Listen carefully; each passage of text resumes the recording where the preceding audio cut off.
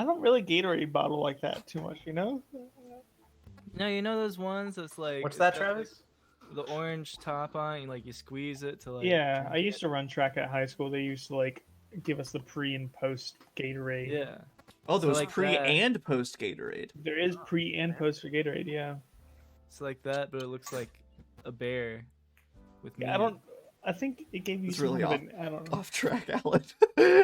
Wait, is it just the bear because meat is made from honey? Yeah.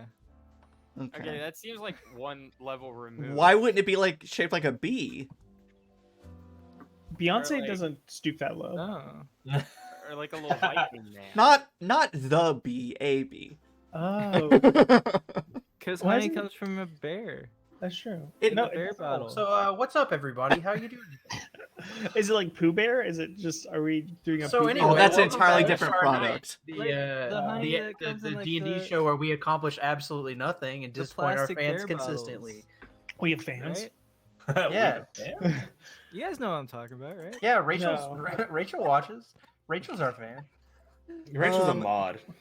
Shout out. So I don't Rachel's amazing. I don't know if it's a curse or it's just the way that algorithms work out, but I only seem to get followers whenever I'm not live.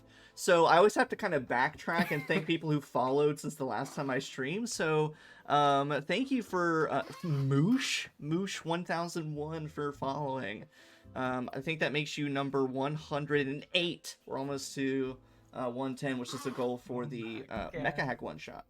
We got close.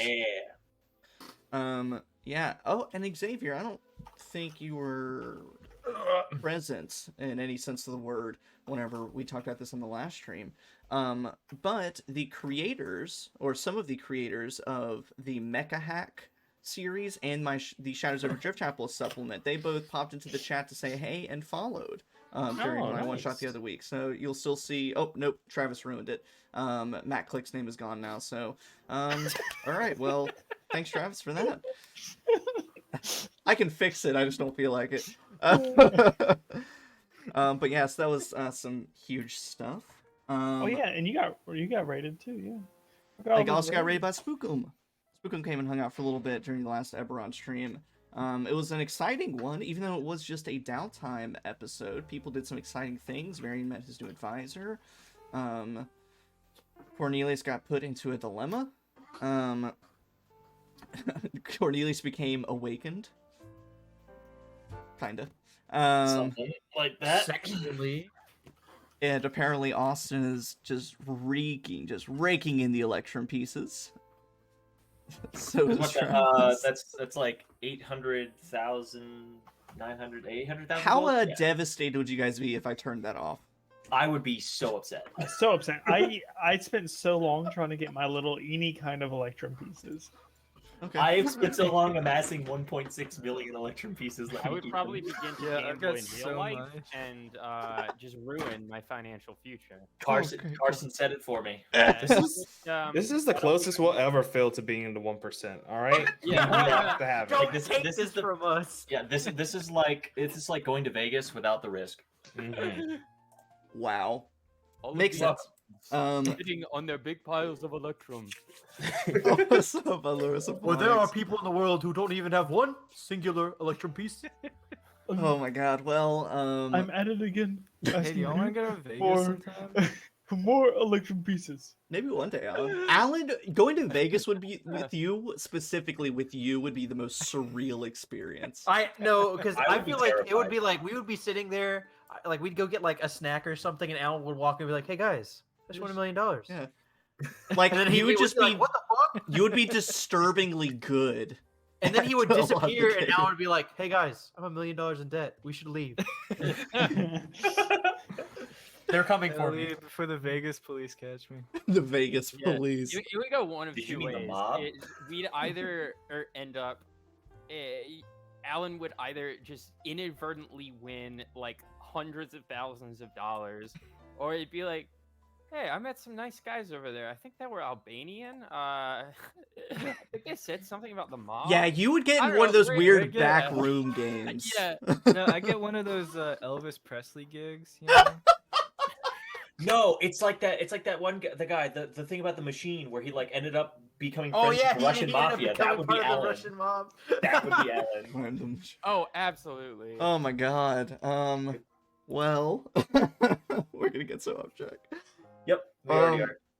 It's been a long couple weeks, everyone. It's been. It's a ban. But after sort of being forced to take a break, I am posting on Patreon a lot more this week. Gonna be coming out with some fun stuff. Today I posted. It should have posted. I scheduled it. I didn't bother to check if it actually did. I just kind of hoped in the system. So I scheduled it. Yeah. I it- scheduled my it to email. go up today. Might have been your email. I posted I saw it. a very cool, or I thought it was cool, a sorceress origin. The Ghost Blood Sorcerer. Ooh, a Um, origin that doesn't suck. An origin that doesn't suck. Essentially, your bloodline is It's possessed, ghosts. is cursed by a ghost. It's like Danny Phantom. It's Danny Phantom, the sorceress origin. That's kind Um, of like when you posted, I was like, yep, Danny. It's like Phantom. Danny Phantom. Yeah, at 18th level, you can essentially turn into a ghost, but at earlier levels, it's very fun. And also, I will talk to my lovely players. Would it As suck to find out that like your dad is like the ghost from Ghostbusters? that would kind of suck. Which one? Yeah, Like that big green dude? Slimer? Yeah.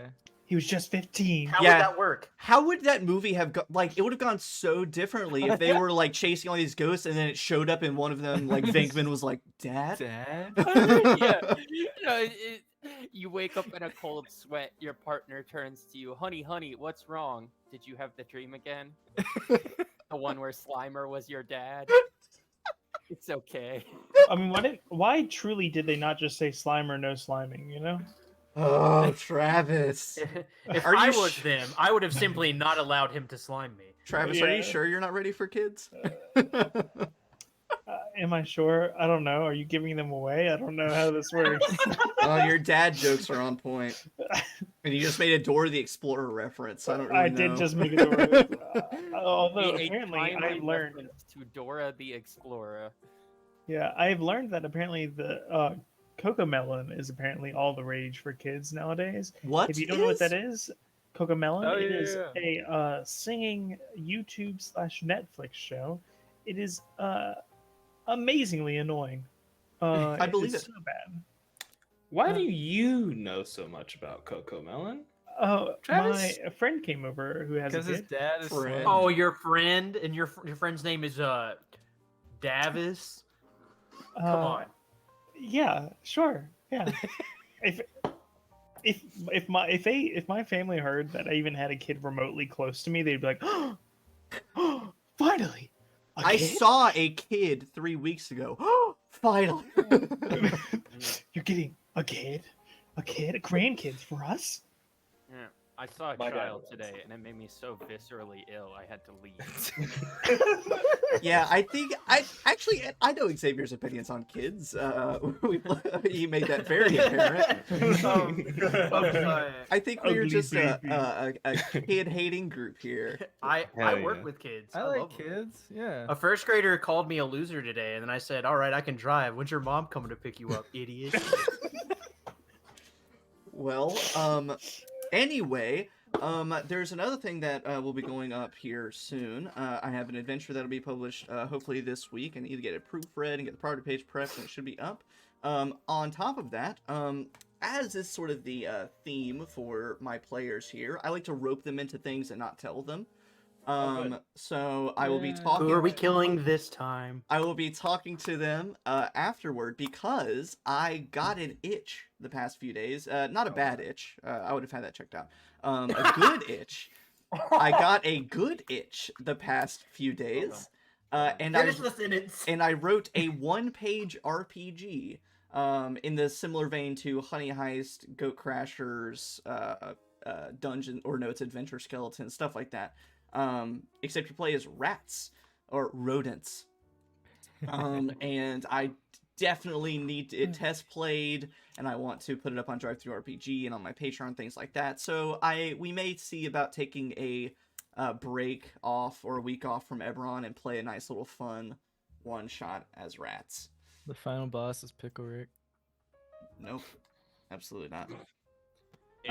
Funniest thing I've ever seen. I feel like I know a game. Oh, Mice and Mystics. Have you seen that? No. You should look into that. It's not the same, but very similar. No, yeah. This one I based off of one of my favorite childhood books, the Septimus Heap series. And you were essentially a bureaucratic organization of rodents who deliver messages to the wizards across the big city. And it is your Not the same. Yep, it is your sole duty to deliver these messages at all cost. It's a lot of fun. That's a pretty interesting way to say that you watched Ratatouille this weekend. All right, we all know. All We right, all know. How do I remove Xavier? Oh man. Xavier, I'm gonna send you back Spike's. Xavier, I'm gonna send you back Spike's updated character sheet. He's level 1 now.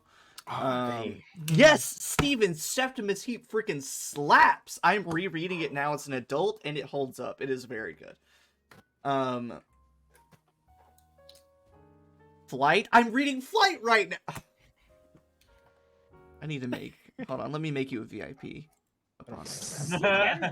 Get that shit away from us. You can't. Not everybody can be a VIP, Logan. I can have like Damn, Logan, 50 Logan VIPs. is really out here making people VIPs before he makes any of his Shadows over Driftchapel players VIPs. Oh shit, I should do that. Oof. Oh. Oof. You hear that, everyone? Logan doesn't think you're a very important person.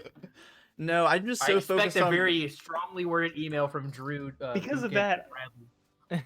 No, it's because just of that, I'm gonna go get a beer. well, it's just because I have more fun just playing D&D with them, and so I just Oh, get so yeah, caught up in the right. playing of D&D that I don't think about the Twitch stuff.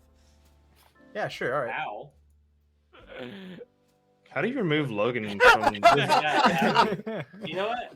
You know what? I'm leaving. Man, how long have we been? Oh man, we should play D&D some point. Huh? Oh, I don't know if it's even worth it. You say you don't have fun with us. Yeah. Roll the credits. We're done here. Shine, shine, shine.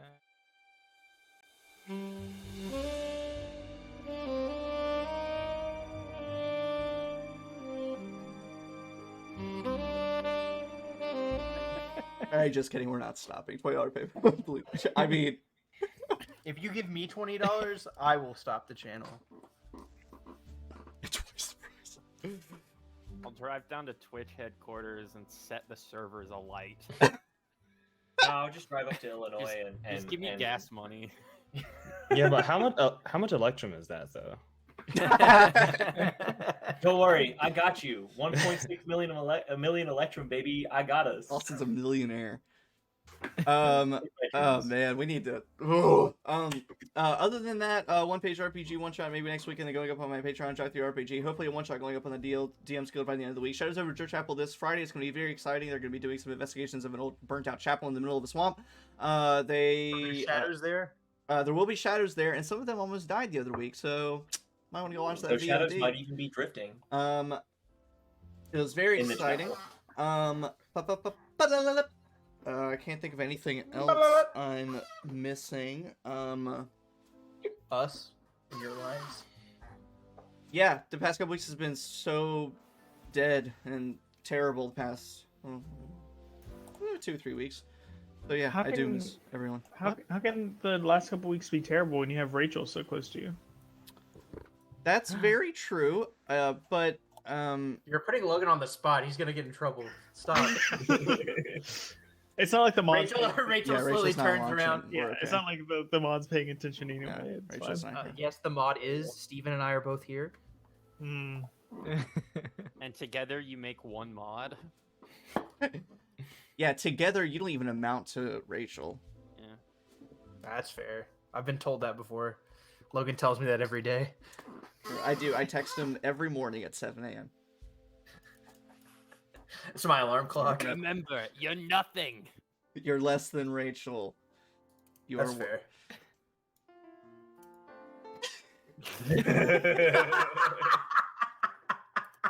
Nothing. Logan is negging me on stream. Xavier. Something happens. The stream The thing- starts. Something happens. So Self-esteem before levels we reach an jump all-time into low. playing, as people who know me are aware, or have known for a long time, or people who've known me less time are becoming aware. I am not. I cannot sit still. I am constantly changing things and doing something differently because I. Did you change the layout again? I changed the layout again.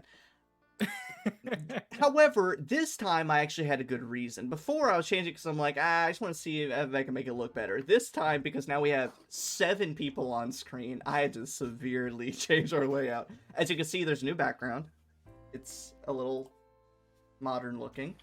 But I had to have a good reason this time.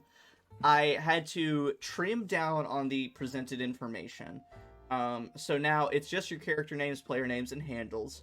But hopefully by the next time we play, I'm going to try and get some information from you guys, and we'll have essentially little blurbs about you and your characters on my Twitch channel. So that way if people want to know more, they can go to my Twitch channel rather than try to throw up all the information on the page. Fuck the new Discord logo. Thanks, man. Please send your suggestions to @NeverSay. Well, he's not talking about your thing. He's talking about the new Discord logo. What do you They mean the changed new color. They did? Yeah, I haven't noticed that at all, to be honest. I People haven't mention Well, it. the app looks different. Oh, I've not. I don't pay Sure. attention. Doesn't look different to me. It does. Yeah. But so there's a new layout. So hopefully by next week you'll be able to re-find our characters' information on my Twitch channel. But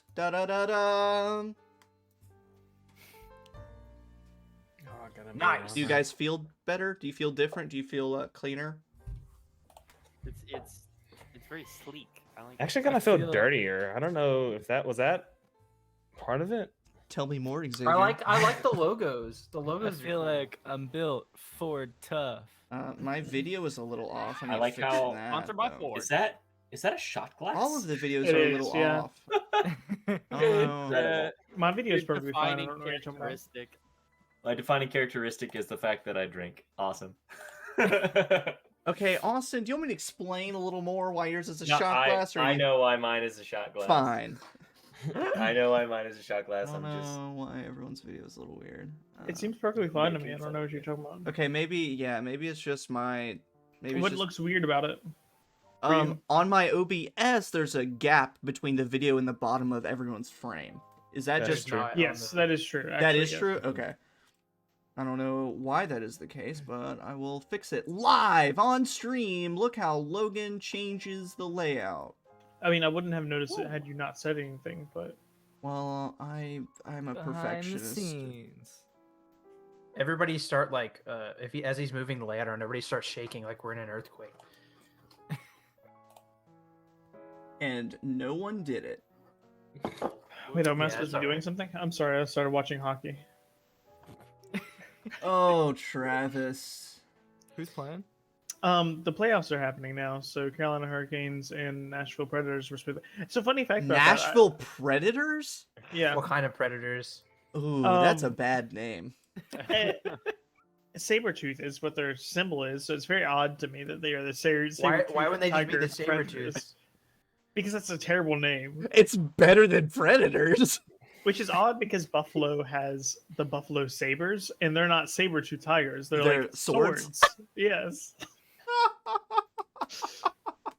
I hate sports. I'm not. Oh wait, no, Buffalo Sabres actually It should just be their mascot should just be like a chicken wing. it's a buffalo with sabers behind it. Oh, Buffalo Sabres are. Is the buffalo using the saber? The Nashville sex.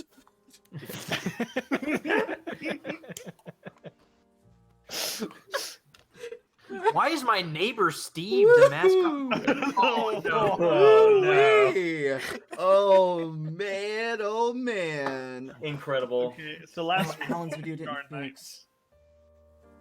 Why didn't you fix? Don't mind me. I just I gotta mean- fix Alan. You can just keep Remember, we haven't done it in a hot minute, but if you want to ask us questions, you can do that with your tings. Yeah, but why would they want to? Yeah, it's I don't been a know, maybe hot they wanna minute. ask It's why been a you hot won't pay minute attention. since we've done After Dark, just because we haven't had many questions, so I haven't really bothered scheduling it as much. But we'd love to answer some more questions. If we had any. This is where I put my questions, if I had any. So,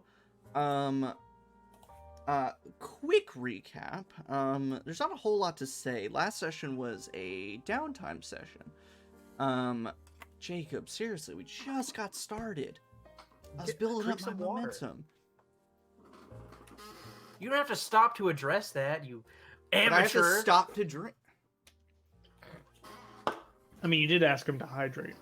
And if you don't hydrate, you dehydrate. I don't know what happened. Please. So, Pretty please. oh, where was I? Oh, this is the real question. It was Why I know, I didn't saw the the question, ending- and I did, and you know, it would have been fine if someone showed up at the appropriate. We won't say who. Travis. Oh God. So No, we have to gaslight our friends after the show.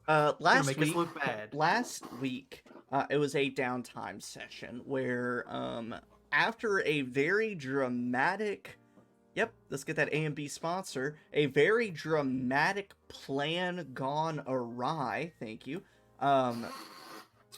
They took some time to get their bearings. They took some time to get some information, collect some stuff, and especially because it was a Monday, so they had to go back to work and school and whatever else.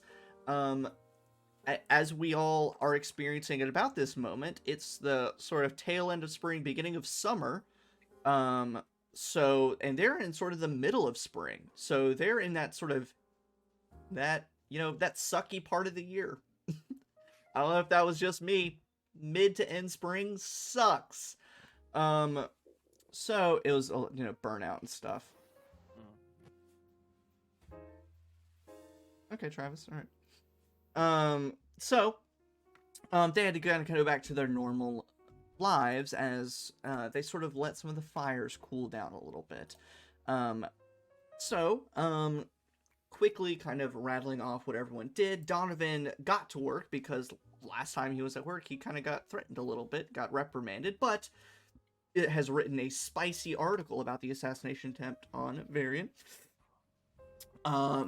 Varian returned to school, recovering from his assassination attempt, both feigned and also real assassination attempt. And I need to put a pin in that for a moment, because I have a few questions for Varian as well that I should have asked last week. And also Varian met his new academic advisor, whose name I always have to pull up, because there's no way on Earth I will ever have that name memorized. You want me to read it off? Yeah, who's your new advisor? Professor Erlurg Bibble Puladib.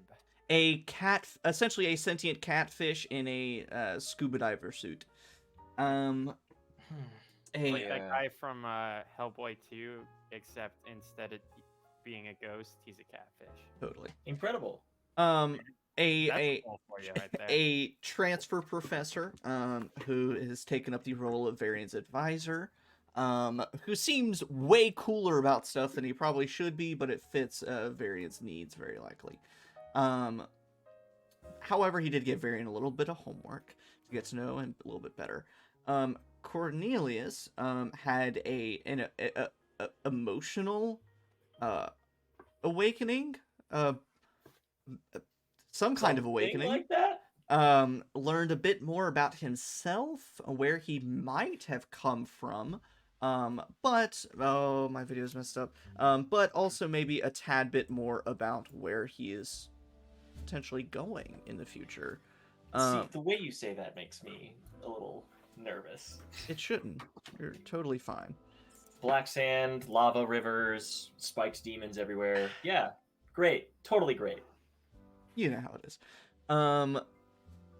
And also he made a little bit of money from working off the last bit of his cases before rejoining up with his investigative friends. Killian, ever the family man, spent some time with his children. He started working out. He hit the gym a couple times that week and scheduled a therapy appointment.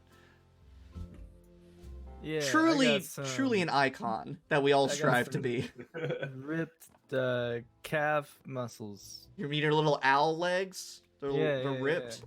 Each of your owl legs has a 6-pack on the front somehow. Oh. I was Oh. able to run so fast. I imagine. So you know how like owls, whenever you like, you've seen people like lift them up and their legs are super long, but they just kind of fit into their bodies. I imagine doing that to Killian, except his legs are like ripped I can't rotate They my come out head as- all the way anymore because that's your how neck fast muscles I and think the guy- shoulders. But no, it's like his legs, they fall out of his body and they're like not owl legs, they're like normal people legs and they're super cut.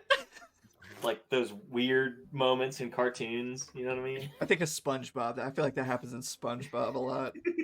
Yeah, if you zoomed in on Killian's legs, it'd be like one of those panels in SpongeBob that's like way too detailed. Yeah. Handsome Like, Squidward. oh, why are they so veiny? Even your feathers have veins running through them. Oh no. Okay. Well, I'm committed to killing now. Killing We have Killian. to. Yeah. I think I want to go home. I would like to commit Sudoku. Good now. thing the campaign's ending soon. And that's why. And then thanks, Alan. It's your fault. Let me just fix Xavier's video. I'm Yeah, gonna what's up? adjust you here. And then finally, Oleg. He got some goods. And also, he figured out a way to. Well, he at the very least he saved his aunt from being brainwashed and controlled by Delkir.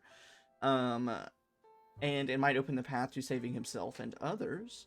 Or weaponizing it. Or that too, or weaponizing it. I couldn't said it better myself. And then promptly went and had a hookup with a hot dwarf vampire lady. Amen. Now, before we move on to what Spike did during his downtime, I do have a question for Varian. Bring it on. Without getting into get bogged down in details too much, how would you have handled your parents finding out about what happened? And what would you have told them? Because effectively the school would contact them and say, there was an attack on campus, so-and-so students were injured or put at risk. Suspect was not apprehended. You know, very bare bones outline of what happened. But what would you, Varian, talk to your parents about? Okay, so they don't know. Well, they certainly don't know the whole truth, but they don't have any idea that this was a targeted attack. They essentially know that you were injured, and because of campus, they're not in charge of the investigation at all. They just kind of reported like there was an attack. These people were victimized because of it. But, of course, rumors have spread. Donovan's article will come out at the beginning of the week here in like a day or two. So eventually it'll come out that you may have been the target, but at the very least you were injured.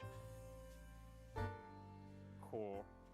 Well, I think the front end at the House of Healing, I pay off people to like keep their mouths shut and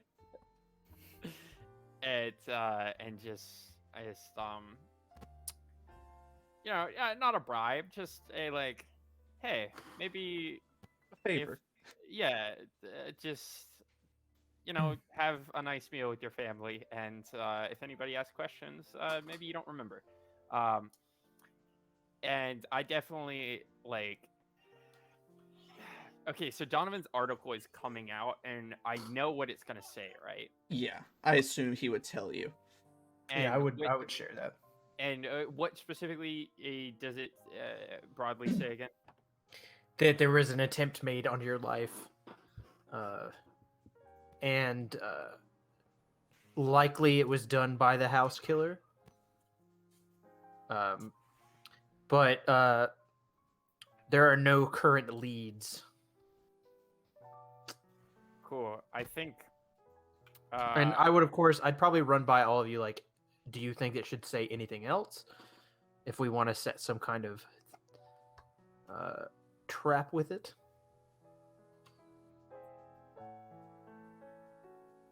nothing comes to my mind at the moment. If anybody else has any ideas that could play in our advantage, but I think I will initially, just like on the night of, I'm fucking tired. It's gonna be like, yeah, I was there, or it wasn't a huge thing. And then like the next morning, I'll sit them down and I'll be like, okay, maybe that wasn't the entire truth. But give them as much as they need, essentially. Mhm. Tell them that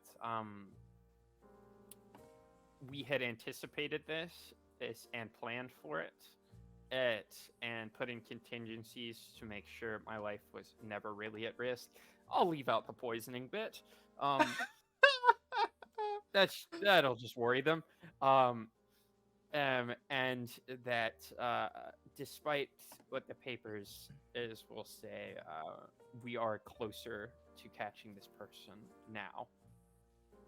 Okay. Just kind of like admitting a little bit of the danger, or so as to like inoculate them to the larger or perilousness of the situation. Do we think that if I said like the investigators are very close to finding the suspect, would that be a good move or a bad move, you think? I defer to Brooklyn Nine-Nine. There's an episode where Rosa and Jake are working the case in the apartment where the killer seems to have gotten in and out and the door was locked. The Roomba covered the entire apartment with blood, and they couldn't figure it out. And Jake mistakenly made a promise to the victim's mother saying, we'll figure out who did this. And apparently that's a huge rookie mistake. To me, publishing, like, we're very close to getting the killer, it's sort of that kind of, like, you risk not fulfilling that promise and... Well, my thought process was, like, people become desperate if they think they're about to be caught. I mean, that too. I guess that's a risk you would be up to taking. That's why I was posing that not necessarily to the DM, but to the other people. Yeah, my thought is more people get unpredictable when they think they're gonna get caught. Yeah, I don't think we should do I it. think it's too Okay, much of that's a fine. risk. Yeah, but in that whole strain of like admitting to something smaller, or so you don't have to cop to something larger, I will be like, yeah, that was me. It was an attack on me, but we saw it coming, and we made sure I was in no real danger at any time. So essentially we've got it under control. Like, Yeah. yes, it happened, but it's okay. Do you want Killian can like pop in and maybe help? Flash a badge. Yeah, like maybe set your folks' minds at ease if they know like the government is helping you out, making sure you're staying safe. Maybe. I'm just trying to. This is all weird thinking about hypothetically what characters who are not my character would react to things, and but I don't know. Would my intuition lead me to believe they would? This would make them more like more secure, or with this Probably. Simply because mostly up to this point, you've been just doing this internship as like, you know, this rogue detective agency, and to have someone who is official come in, flash badge, and say it's okay, probably will make it a little bit more acceptable. Cool. Yeah, I'll shoot a message to Killian, and if he offers, and be like, yeah, maybe that's not a bad idea. Cool. Yeah, I'll pop in, flashing like Breelish colors and whatnot. Be like, hey, son's safe with me. I'm a little bird man. I'm a tiny baby bird. Rad. Okay. That's good to know. Don't kill anyone who even looks at your son.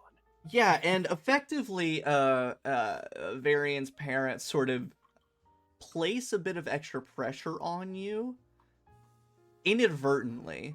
But I imagine that by the time you leave Killian, you sort of feel more responsible for Varian than anyone else. You're like, oh man, I gotta make sure he survives. Like, I promised his parents, like, he's okay. Yeah. Well, I didn't sign anything. No, I'll keep Varian. I didn't sign anything, he says to a grieving mother. This is going to be a freebie for from Varian's mother. Over the course of the week of downtime, she will procure you, Varian, a healer's kit and a potion of healing. Oh, cool. Essentially in a tiny little travel first aid kit. Because she is that worried about you. Cool. So, now we jump over to Spike. Which I am excited for because, Spike, you kind of have, a need. You're wanting to get to sort of the bottom of this whole Romulus ordeal, but also try and figure out to, see if you can, supplement, just you and Romulus's relationship beyond just now arm gun. And of course, with Oleg being busy throughout the week, you might have to take some extra time later to see what kind of work he can do, what investigating he can do. But to procure any kind of specialty items or information, there is a person you can rely on. This is a person you have visited before, using your I Know a Guy. At the club in Calistan called Mirth, the fence who works for the Boromar clan named Vulad.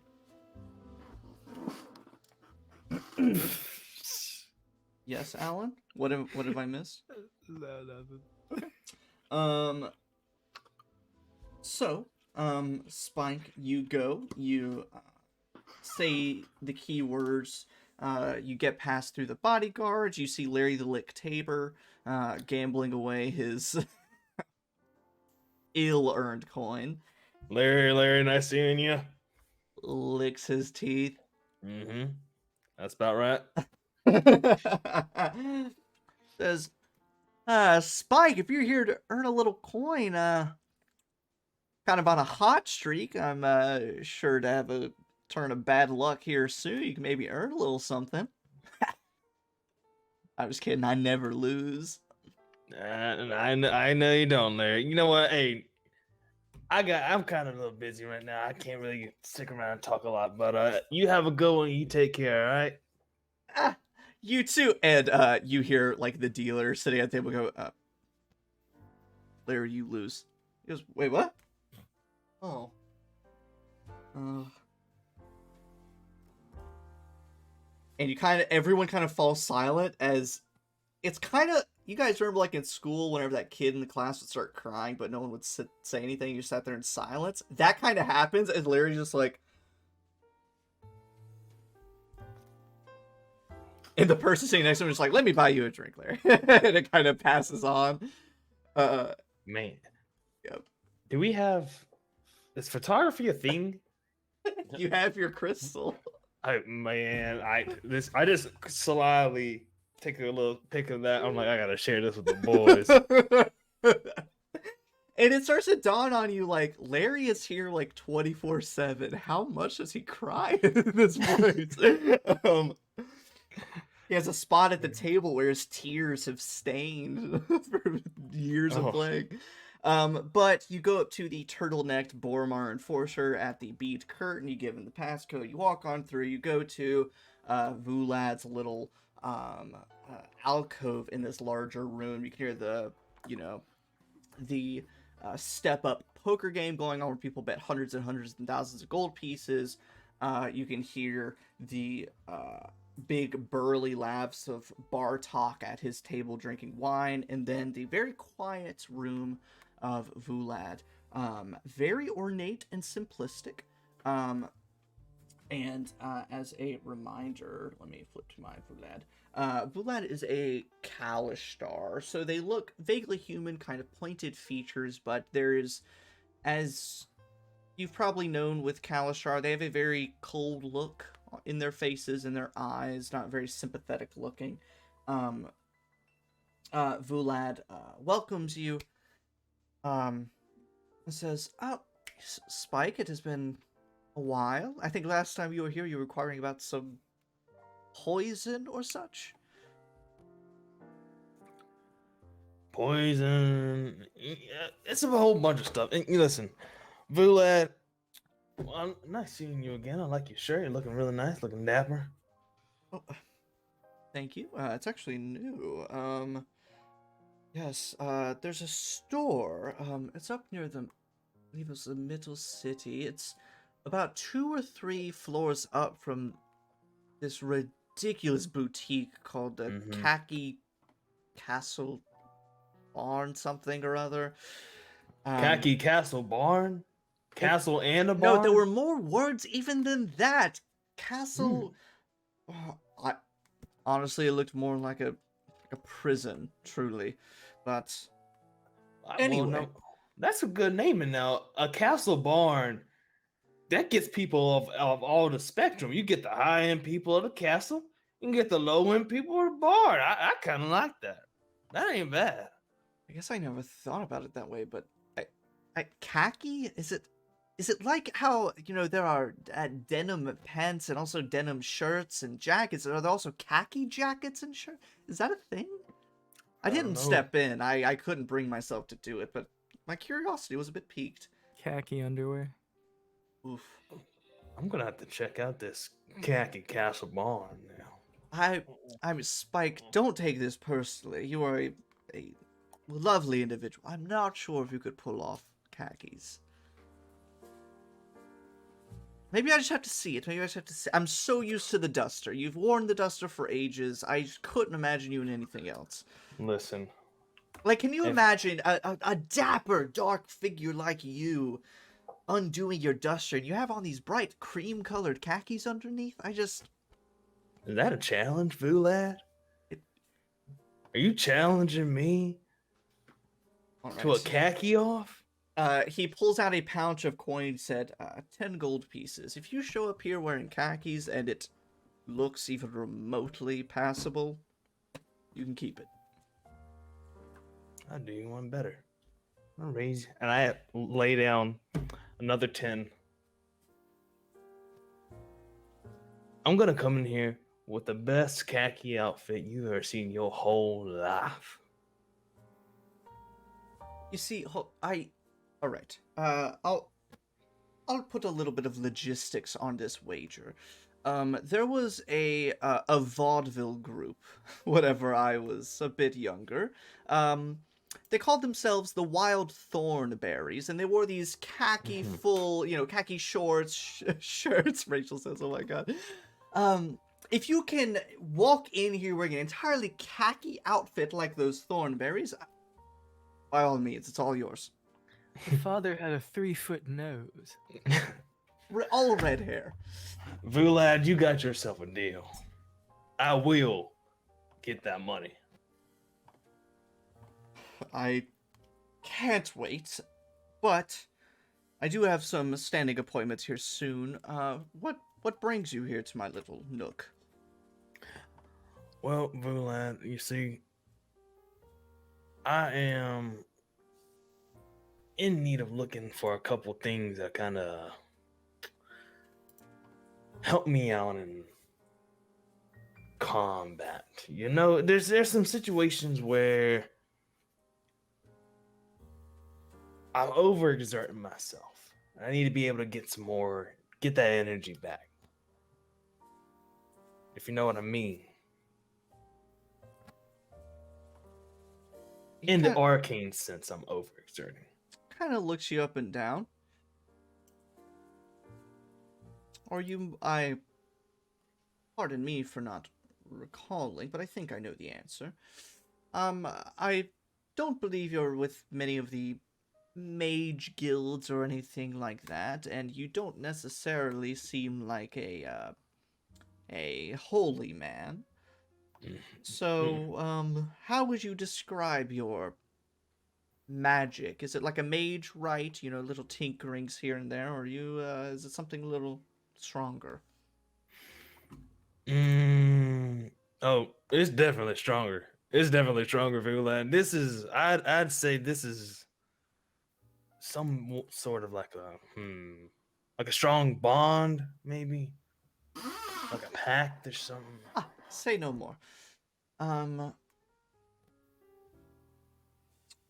Well, I might have the thing. Pardon me a moment, and calls over a member of the Bormar clan, a little halfling enforcer, passes a note over to them, and they go through, peel back a curtain that leads to a door, which leads downstairs below the bar. And Vlad says, so, rumor on the street is that you're chasing after some serial killer? Is that true? I mean, the Spike I know just chases after, you know, wanton bandits that make off with random goods, or, you know, peeping toms that evade the guard, or random pickpockets, but a serial killer? You? Listen, you didn't hear from me, but sometimes people take a bigger job. And maybe the Spike you know, well, isn't the Spike you know. Well, I don't necessarily argue with that. That goes for a lot of people. Well, of course, as you know, if you need any procurements, I could try and supply those. Okay. And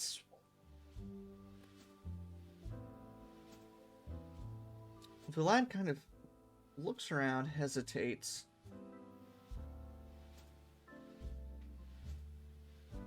Sort of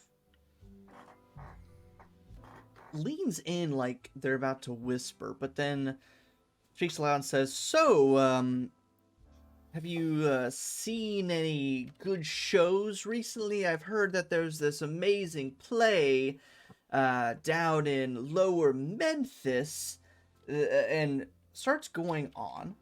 However, speaks to you telepathically, and instead says, I'm not supposed to necessarily offer additional services or provide discounts or anything, because I am employed by the Bormar clan, and you know how that kind of life is. However, I will say that I've heard some of these atrocities of this killer you're seeking. They sound truly terrible. I've lived in Sharn for a while, and it would be terrible if this gained ground. Whenever you came in here searching for some poison, I thought it was just a small lead, but apparently it's not just as small as I thought, so I'm not that much of a trader of information, but I can maybe try and see what I can procure, but at the very least, I can maybe provide a discount on things if you need them. Provided that, of course, you're using it to catch a killer. If you're just, you know, wanting some wine to get drunk, I don't know about that, but... All right. I'm down with that. Oh, thank you. And the Boromar clan member emerges from the door nearby. And effectively, in like a silk handkerchief in both hands, lays down what looks like a gun barrel. But not like a revolver, but a almost rifle gun barrel, if not a shotgun barrel. That's very like wide. Um,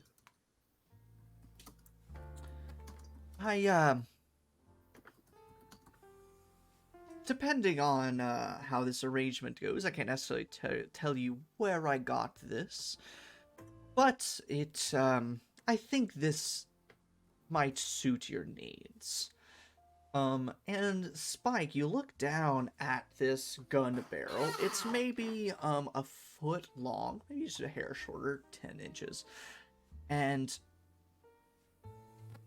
there's something familiar about it. It takes you a few seconds, you look at it for a moment, and it's the same metal.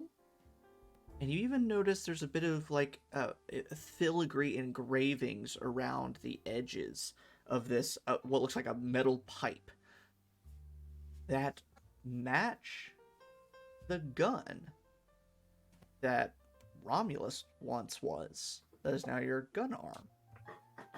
The craftsmanship matches. I just like grab onto my arm, just like restraining it real quick, just be like, calm down, hold up. All right. Now, from what I've been able to gather, this device will perform for your needs. However, it is quite expensive. The individual that sold it to me acquired it from a quite nasty individual. And it's quite powerful because, sometimes power begets nasty. So, thank you for laughing, Carson. So, the price is quite steep. I don't know how much money you've made as this serial killer chaser, but or you, normally, like I said, telepathic communication, they say normally this would be upwards of 18 to 20,000 gold pieces, but a few moments ago, breaking telepathic bond, for you 11,000 gold pieces. However, of course, if you have adequate items to trade, maybe even some any documents or manifests, things of that nature, I'd be willing to drop the price some more, but it's all up to you and your wallet. If I could puke, I would. Let me look and see in my pockets if I got something I can trade for you real quick. Oh, please. Not skipping a beat, not wasting a moment of business, Vulad pulls out like a quick little notepad and starts jotting down something while you kind of have a moment to collect yourself. I'm like looking around. I'm just like, okay, I got a dagger, but I don't think he cares about that. I got a hammer. Why do I even have a hammer? What? Some rope, some twine, and then I take out the hilt of the sunblade, and I'm just like,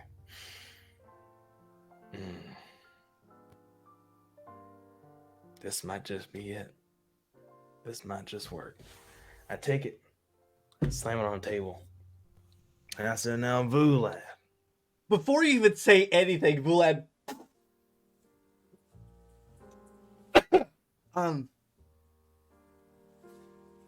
continue.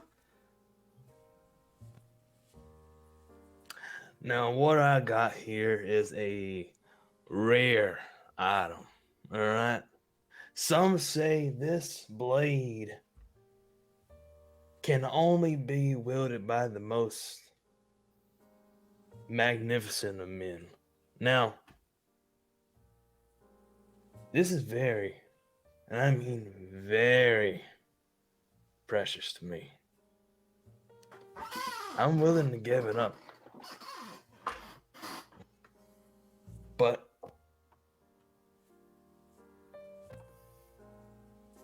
I never had this. You understand? Of course. That's the nature of my business. Yep. Exactly. Good. Glad we're on the same page. So, do we have a deal? And when I say that, I like turn it on. beam of light rips across, singes just a line through his desk. Oh. Oh, Spike, we have a deal. And shakes your hand and says, of course, there's a bit of paperwork to for my own bookkeeping, but telepathically says, jot down whatever name you want. I truly don't care. It's more just for business purposes. And sets you down a ledger, takes some silk wrappings to try and wrap up the Sunblade, trying to deactivate it. And then passes over to you the +2 rod of the Pact Keeper. Nice. And is there anything else you would like to talk about with Vulad?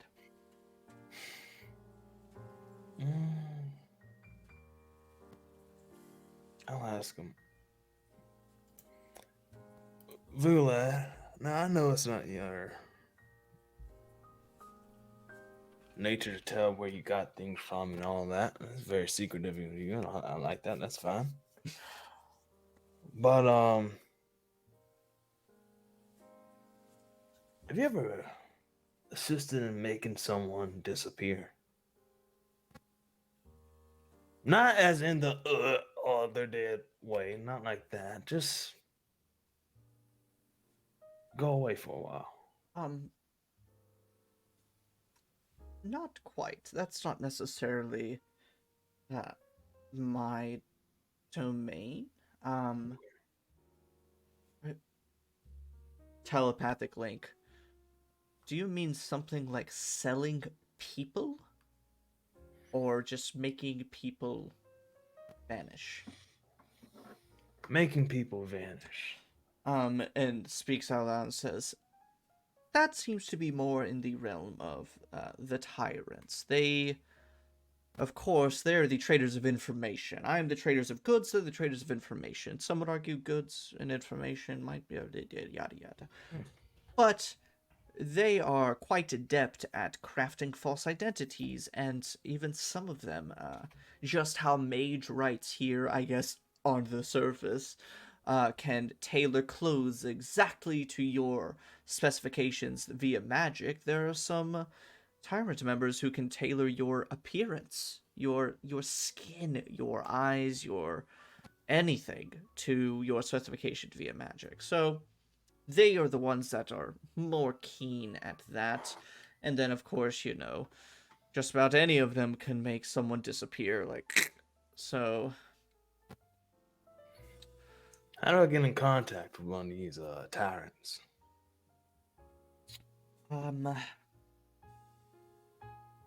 They have a couple of spots throughout the city.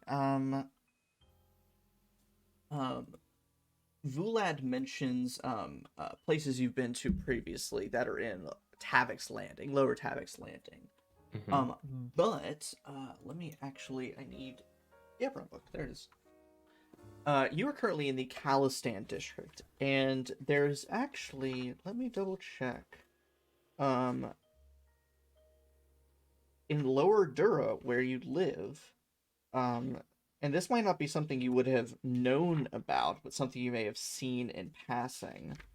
Where is Dura? There it is. There is a bar, which, who knows, Spike may have gone to previously, especially to catch a target, called the Broken Mirror. Similar to a lot of other changeling establishments, it is run by a group of changelings, and they change the theme every week. The appearance, the menu, it changes all the time. But there is a rumor that has circulated that it is run by the tyrants, or is at the very least sort of a meetup spot for the tyrants, the Guild of Changelings. And that's a little unusual, especially so close to Boromar territory. But besides going into, like, Lower Tavik's Landing, that's also a potential lead.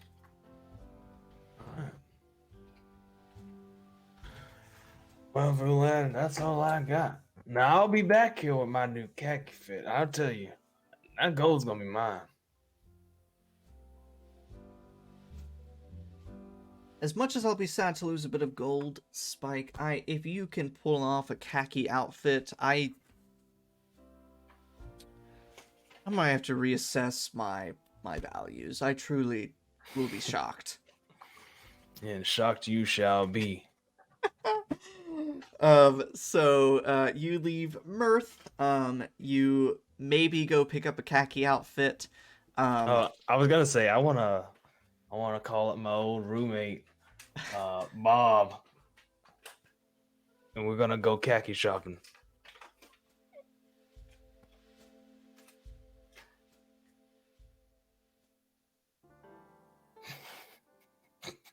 Are we about to Ghostbusters cross the stream? What is... An incredible callback. Did you just establish this canon that Bob? We said Like, it. We we're said we said it in the thing that like they were roommates at one point. Yeah, like, it was like right after Bob got divorced, he needed a place to live, and he bunked with Spike for like a couple weeks or something. They fully did not know each other. Spike just It was like a night and day shift, like you never saw each other except in the Yeah. kitchen. Or like, I don't know, maybe Spike was like a little short one month, and he put up one of those flyers that has like all the like the cuts at the bottom where you can rip off the number. So, Gotta dust off my Bob voice. unless you guys really want to role play this, you guys go khaki shopping. Spike, you hit up an old roommate and go khaki shopping with Bob. Oh boy. You should That's roleplay fine. at least a couple minutes of that. That's when I find out he's a part of the detective agency. I'm like, wait a minute, You're in it too? I don't even know if I have... didn't know what each other did. I It don't just even- never came up. Nope. Do I even have my notes from that? It's here somewhere. Damn, Logan, that side profile. The man bun really working for you. Oh my god, what are these notes? Who are you guys? So Travis has expressed his adoration for Logan, so There it ready. is. He's coming for one of us. See, I need to go through my notes more often because I jot down the stupid things you guys say, and it's always pure gold. Like, I just flipped to a page that said Nancy Drow. I totally forgot Yes! about that. Mm-hmm. I'm trying to remember what the It's truly so dumb. Also one of my favorite jokes I've created. In it. So you guys go see Eladrin. That was his name. Like Eladrin, but Eladrin. The khaki guy and the proprietor of the Khaki Barn Castle Emporium. Who wears, of course, like Thornberry all khaki outfit. And has a variety of hats, and today he's just wearing a beanie. It's a little casual day for him. It's a weekend, basically. And you guys go khaki shopping, so if you guys, both, Varian, or I guess Carson, I read your name, I'm like, you're not Varian, you're Bob now, I guess. Yeah. This is the way the game's going. Carson, if you want to describe Bob after several weeks of, or a couple weeks of working cases as a private detective, how hardened he is now, and then if you guys want to take it away with role-playing khaki shopping.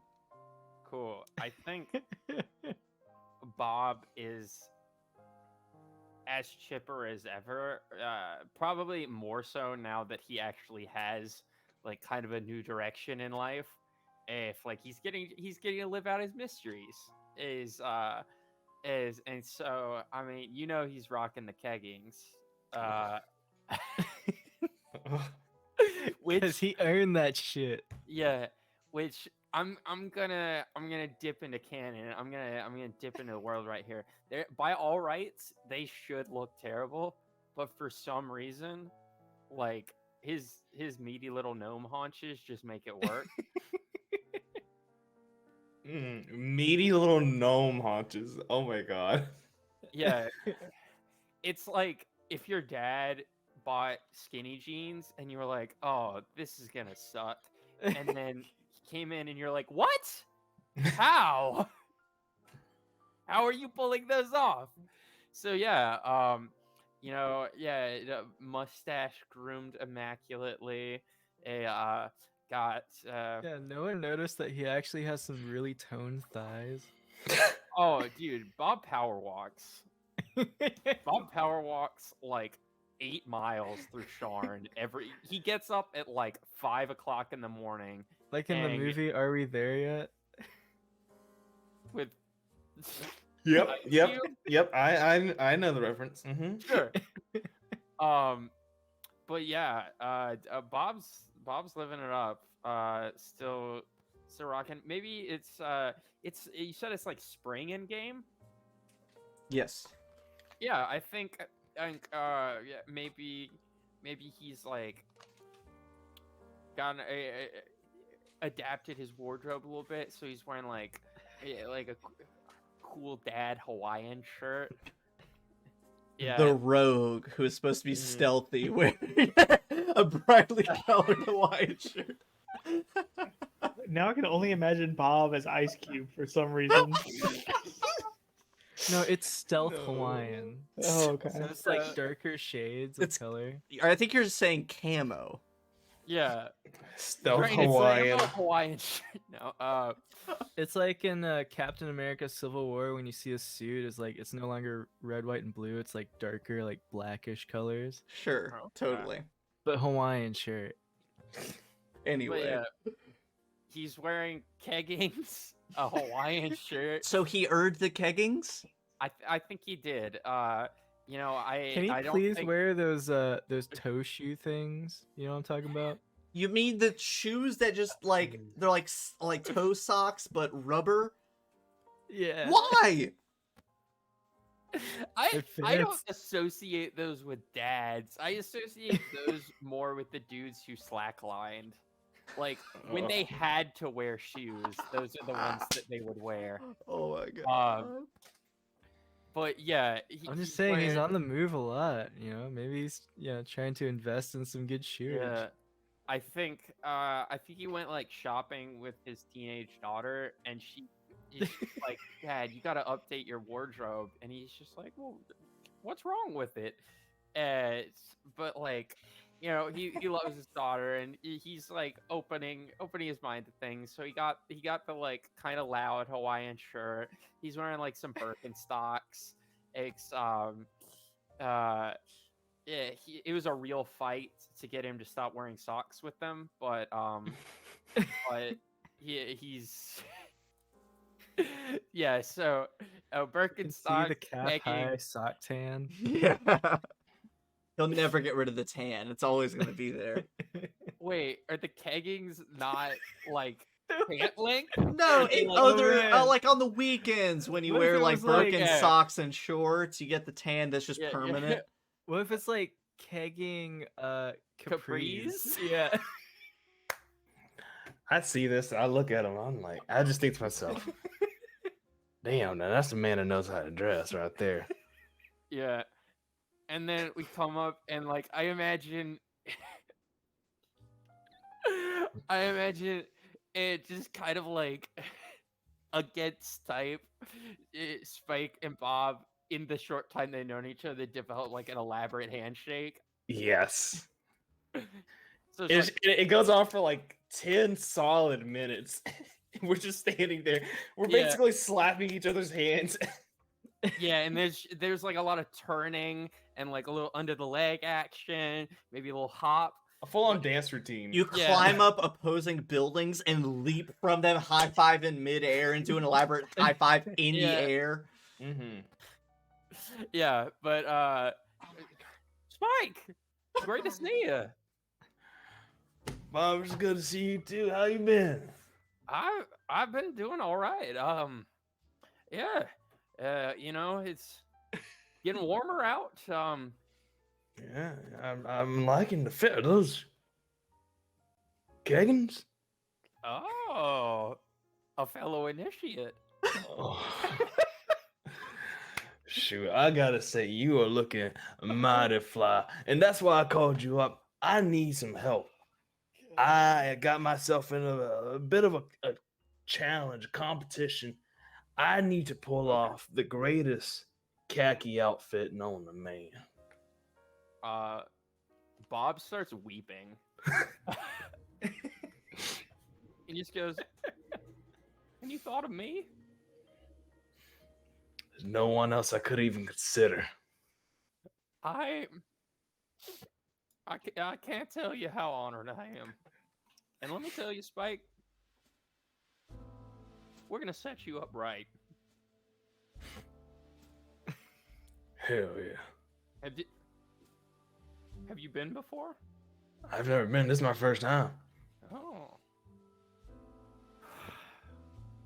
Well, let me just say how honored I am to be there for your first time. Just joshing a little bit. Oh, you. Hell, man, let's go. Let's do it. I desperately need I just want a GM, like a one shot of just Spike and Bob doing literally anything. Like Spike and Bob, like kind of buddy cop. Yeah. style. Oh my god. Absolutely. So, I guess I'll ask Xavier, what kind of khaki-based outfit does Spike get for this bit? I'll add, like, do you want to stay with the cowboy aesthetic and just deck it out in khaki? What's like? It's like a Canadian tuxedo, but like just khaki. But khaki. Like a khaki jacket on khaki pants with a khaki colored shirt. Called the Sharn tuxedo. Honestly, British tuxedo. I want to go like black tie, but khaki tie event. All right. Classy. I like it. Oh my god! So you get a tuxedo, but all that kind of khaki brown color. Oh yeah. I have Khaki Ellie covered like band. take you to like a back room where it's just like most people aren't ready for this kind of stuff, but you know, I'm nervous. Bob, take my hand. Hey, pal, it's all right. Yeah. We're gonna get through this together, Yeah. and you're gonna be looking so fly. Oh no! Okay. I'm ready. And now, hey, Eldrin, this is my buddy, and I want you to treat him just like you treat me. Oh. He's looking. Has he? He's looking to go to a real fancy type event, but he's looking to go khaki barn Emporium Castle style.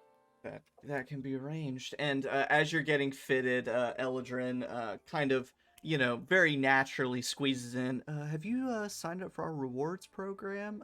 For every piece of khaki clothing you buy, you get a couple of points toward earning a free piece of khaki clothing. I just look over to Bob. Are you part of it? Did you sign up? He has our credit card. Yeah. Well, shoot. If it's good enough for Bob, it's good enough for me. Yeah, I the program didn't exist before I started coming here. I bought so much that they told me they felt bad, and so they wanted to set up something where I was earning a little something every time I came in. And Eldrin kind of whispers over to you, Bob, and says, "Yeah, and by the way, you're kind of late on payments this month. You're accruing interest. You know how it is. So, you gonna be okay?" Don't worry, I'll go knock a few heads together, and I kind of like pull Jolene out of my You're sitting in this khaki clothing store and pull out a fucking revolver. Just a little bit, and I'm like, just kidding. I'll pick up an extra case or two. He laughs and then whispers his mic and says, "He's not kidding." Oh, I know. Hey, good. I thought, okay, that's good. Credit cards and khaki. And so, Xavier, what is Spike's Is it like, a suit tie ordeal, but all khaki colored? He has the suit, the tie, the button-down vest, and everything, but he also has a top hat that's just made of khaki. And it's so good. And I want to add one more thing. Sure. Do you have a khaki cape? Just to really top it off. How long? Just like a one shoulder over, tossed over, like sort of a war general type feel, or sort of elegant long to the floor, even dragging the floor by a couple feet cape? Oh, we could go either way. Yeah, I think with my physique, I think we're gonna go with the one over the shoulder. Keeping it simple. Exactly. You get a single one shoulder over the shoulder cape. Oh, I feel like a brand new man. You look like one too. Oh, Let me tell you, I think you made the right choice. You know, floor length khaki. It's addicting. It's also dangerous. One minute you're looking like a king, the next you're being choked to death by a street cleaner. personal experience. Oh, no, I've lost more friends that way. I swear to God. Eladrin Oh. whispers to you, Spike, and says, I think street cleaner was the nickname for his ex-wife. I'm sorry. I'm so sorry to hear that, Bob. I'm so sorry. It's all right. It's all right. Now,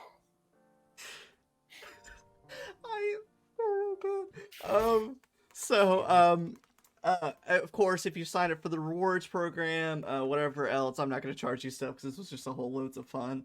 It's negligible ultimately to Sweet. everything. So you have a khaki fancy attire. Truly awful.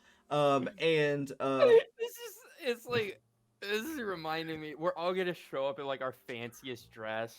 And you just show up. It reminds me of the time I played in a brass quartet, and everybody else wore like concert black, and I wore fucking blue and white seersucker. Wearing seersucker to any kind of event immediately, that is like that stands out. It was a lot. So yes, Spike, you get khaki fancy attire, and I will go ahead and say flavoring. When you attune to your rod, very like cyborg robotic-esque, your arm immediately like grabs it, like Romulus essentially grabs it and works it into your inner mechanisms. And so now effectively what, instead of just casting, Eldritch Blast and doing multiple beams, casting spells, it sort of jumps out from your arm like a secondary barrel and shoots off like a secondary barrel, and you almost look like an anti-aircraft gun where it just like kind of thing. That's awesome. oh, I like it. And as you start kind of playing around with it, attuning yourself to it, Romulus gets a bit more ballsy, and starts shouting a bit more in your mind and using turns of phrase that you're not used to hearing. And it's he's sort of developed a little bit more personality. And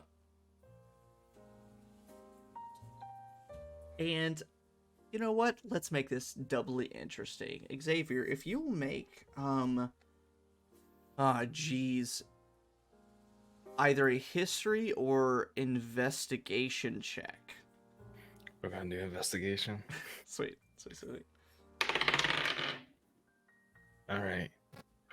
18.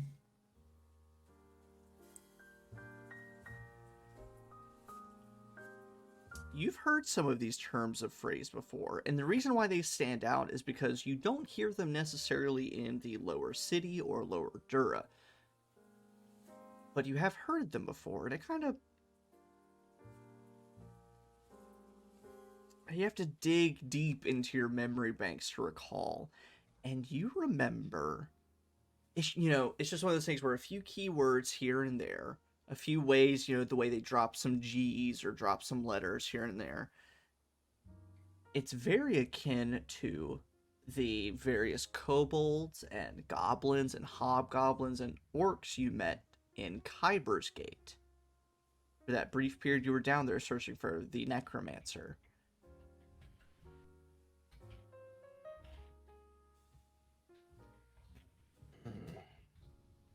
And I don't know if you've taken a note. It's like me. It's probably written down a million years ago and deep within your notes. But you also recall that weird flashback you had, and the voice you heard was very goblin in timbre and pitch and quality. And yes, so the turns of phrase that Romulus has started using are akin to the various people, goblins, monstrous races that live down in Kyber's Gate. And maybe as well in other areas of the city, but of course Kyber's Gate is where the majority of those people live. And of course they have their kind of own dialects and things. And now to sort of lump it all together, everyone sit up in your seats, let's get ready to probably take a break, and then, we'll start playing. But, Spike, you receive, by the time, you return to your very pale, blank apartment, loft in Lower Dura, wearing your khaki attire, you find that there's been a note left for you, a very, well-written note in calligraphy and wax sealed. Normally very fancy, not something you'd see down here, but upon reading it, it is an invitation to an event by Ithronel Adana. What effectively kind of catches you is, one, the event's in like 2 days. Very soon at 1 p.m., effectively on a Sunday. But also, it's roughly, in relation to the city, it's next door. It is in the Calistan district in Lower Dura at the Silver Mist Theater, one you have seen plenty of times, probably not stopped in very often, but she has invited you to an event there, some kind of gathering of sorts, political event. And of course, I assume, I don't want to speak for you all, because I'm not a player here, I assume that after some time you would sort of communicate with one another saying, hey, I got this strange invitation. Yeah. And then you would all kind of say, I also got this invitation, except Donovan, you specifically got one that invited you as the exclusive press reporter for the event. But otherwise, you all got the same invitation. And therefore, you can sort of plan to meet at a specific time or place beforehand. You can discuss over magical communication channels, do whatever you will with the information. Otherwise, we'll take a break and pick back up heading toward the event. But if there's things you want to talk about beforehand, you can go and do that now before we break away.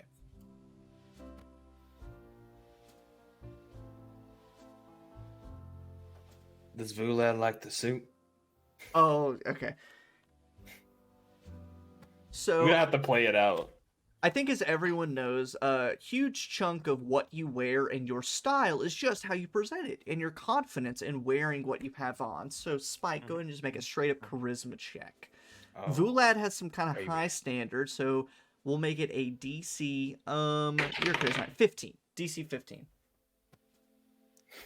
I'm so glad you said that. I got nervous for a second because I rolled a 16. I was like, I don't know if that would be good enough. But yeah, 16 plus 4, 20. Even if it was DC 20, it would have been okay. So Vulad is definitely proven wrong in that khaki. You can pull off khaki. You look quite handsome. You're ready for a prom in that kind of getup. So you gain back your 10 gold and gain back his 10 gold. So, you would effectively double it. You raised him. So, you can add on 30 gold. Because if you bet 10, you gain back 40. So, 30 gold added. Khaki is king, Vulad. Khaki is king. That's what Baba taught me.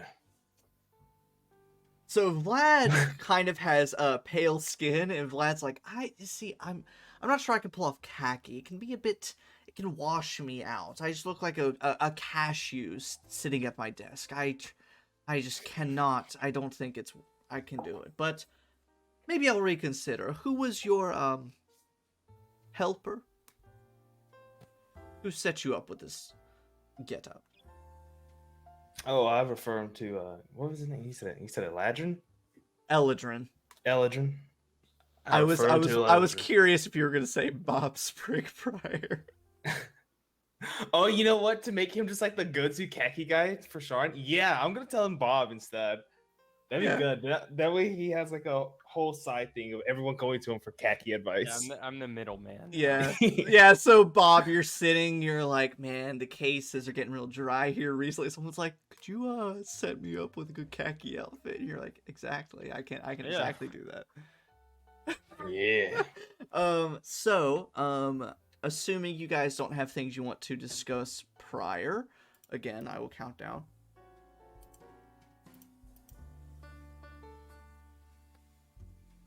Then we will pick up the day of the event, heading to the place. I assume that Spike, Oleg, you'll kind of make rounds to give people rides, whatever it might take. Spike and Cornelius live close together, so it makes sense. Oleg and everyone else probably live semi-close together. So we'll pick up... Yeah. This is a very quick thing. Could I, like, not case the joint, like, go inside, but, like, just look at it and just make some, like, cursory plans about, like, just from the general layout of it? Yeah, totally. And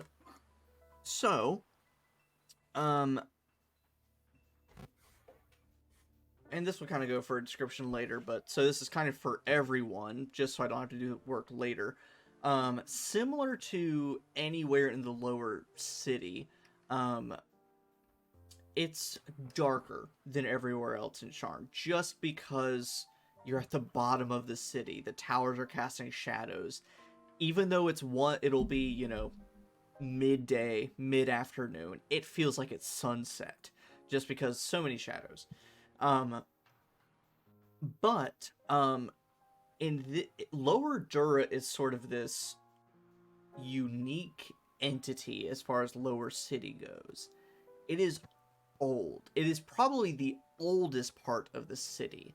So, for a real-world example, it sort of has this feel of old universities and old historical places where it's covered in ivy and plants, and it's decrepit but still beautiful. Lower Dura is like that. It's all these old weathered bricks, but there's plants and all sorts of overgrowth along the exterior of it. You know, you don't want to live here. There's no insulation. It's all terrible, but it's still kind of this beautiful historical aspect to it. This theater is no different. And probably for Donovan, you've probably visited places like the Sharn Opera House, which is both old and beautiful. This place is old. The Silvermist Theater is truly run down. There's a sort of lack of value to it just because of how run down it is. But you can still see that there is definitely some history to it. There's this ancient beauty about it. But of course, it hasn't been kept up with very well. It's very run down, but it is the theater of the Khalistan district. And so it's almost this just shell of, you know, old arts, old theater. Casing the joint, if you want to go and make an investigation check for me. Yes.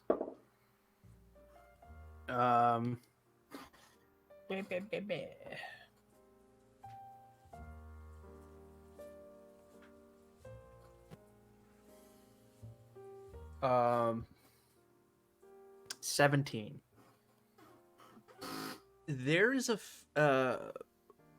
it's all locked and closed down. The windows are closed up. It's very dark. But there is a chalkboard out front that essentially shows that the entire day is reserved for a private event.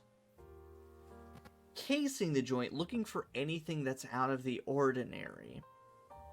Nothing strikes you as out of the ordinary. All the windows are locked, the doors are closed, it's all very secure, it's very run down.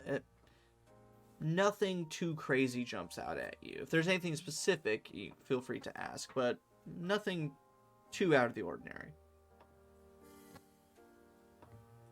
All right. No, I just wanted to make sure everything was on the up and up. There wasn't anything overtly wrong with this locale. But I'm good. That's all I wanted. What is your passive perception? I meant to write it down before the session started, and I totally forgot. Oh, mine's only 14. Perception is not my thing. Passive investigation, that'd be different, but... Okay. 10-4. So, what we'll do is we'll take a quick few-minute break, and get refills, get snacks, etc., and then we'll pick back up for this special event, whatever that might entail.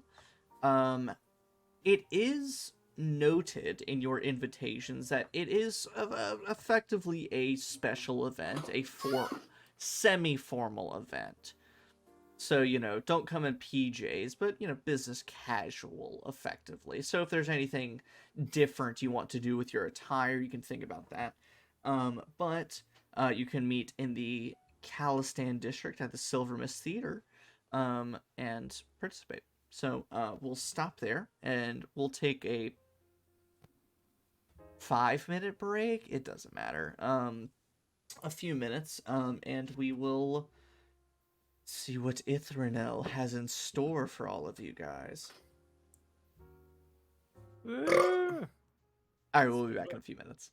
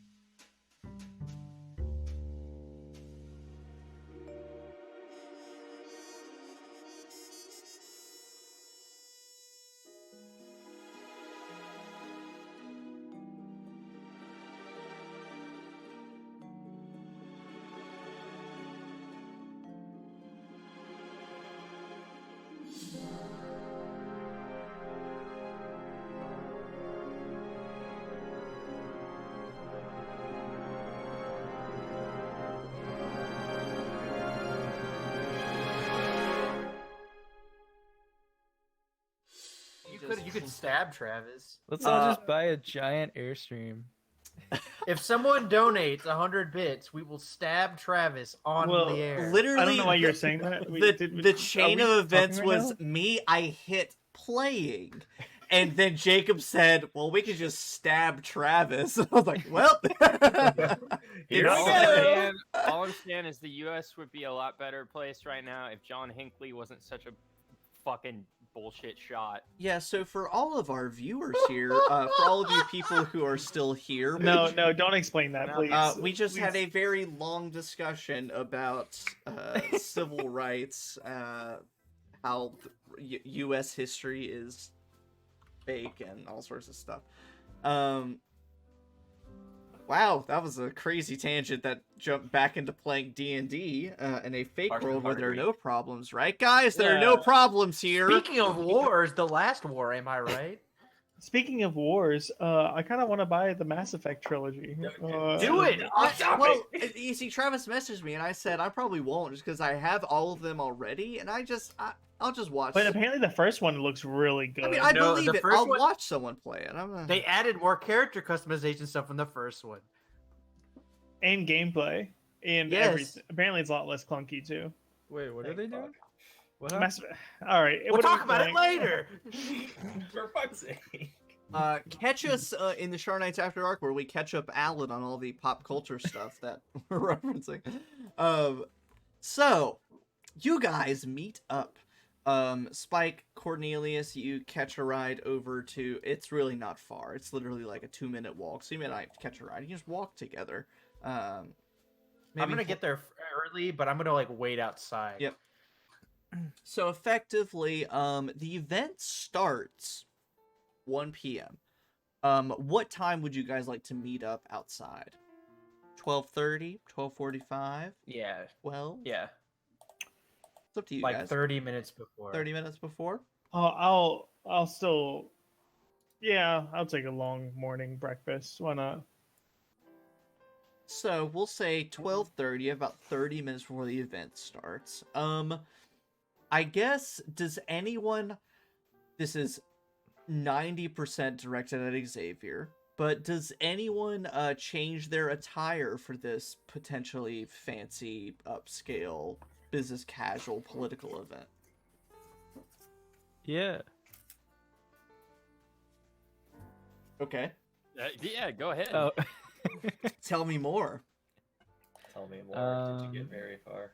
Tell me Yeah, more. I guess tell I'll me use more. my hat of disguise. Oh. And yeah, I think I'll keep this like similar, like have a hood on kind of thing, but make it like a bit more fashionable, you know? Like it's just like a little bit smaller of a hood, so it's not as pronounced. Has a little bit of gold trim along the edges. Yeah, I was thinking like a black and white kind of A outfit, Moira Rose aesthetic. with like the yellow accents and yeah, just like bitchin'. Rad. Any other attire changes?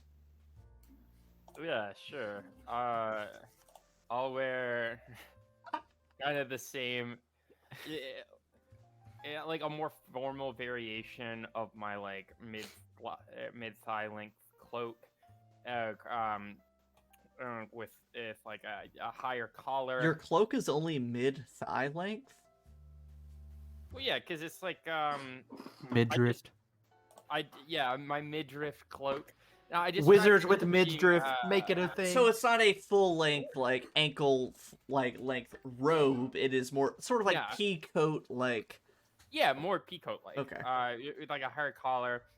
Or I've got like have you ever seen an Irish bow tie before? The ones that have instead of like Pull up Google, everybody. instead Every of like Oh no, it's a sex thing, Carson. Why? The Irish bow tie. yeah, I'll make sure to give Oh, everybody an shamrocks. Irish bow tie before we go in. No, thank you. Yes. No, it's just pointed on the ends instead of Oh, okay. I don't instead think I of knew. flat. Like an Irish bow tie, very sleek silk in the Madani colors. And I'll have if like and some like kind of formal fashiony boots on, and that kind of go up to like mid calf, and yeah, just like a very clean pressed white shirt, just like black slacks, just ready to end this. Excuse me. And then I cast Circle of Death. Death, kill everyone. Kill Yeah. everyone in the space. Natural. Of course. Any other attire changes? Just the normal clean suit, with the armor on top of it. Classic. Yeah, just the typical Oleg suit look. I'm gonna break out my special suit, Oh. which normally I wear like a gray suit. I'm wearing like it's all black suit, and underneath I'm not gonna wear no tie, but the shirt is kind of like a yellow. Got some good spring colors going on. Just the armor as usual, but kind of like one of those like mobster like floor length coats, like jet black to match the armor. Good God. It looks like you're at a funeral in mid-spring. And a black. Someone, black, Cornelius, if someone asks you what funeral you're going to, just look around and say you haven't decided yet. and then a black hat, detective hat, not like Sherlock Holmes. A detective fedora? hat. Now, when we Milady. say fedora, okay, this always pissed me off. When we say fedora, That's a that is trilby. a different kind of hat. The fedora that everybody sees neckbeards wearing is a fucking trilby. It's a short brim piece of shit. A real fedora is like Indiana Jones. I'm in okay? your head, dude. I'm in your head. I knew Yes. that's what you were gonna say. Yes. A real fedora is Indiana Jones. I wanted to kill that shit right now. Yeah, if you brought always your hat pissed me from, off. like from like an older Italian gentleman at a hole in the wall, it's cool. If you bought it from Target, nah. Anyway, So, What are you yes, talking about? a Hot fedora. Topic is a place It for has a fedora. longer brim. It has a longer brim than a trilby, and a trilby is what neckbeards wear. That's the difference. Oh, hey there. So, and then finally, Xavier, with your khaki purchase and also with your secondary downtime activity, what does Spike show up wearing?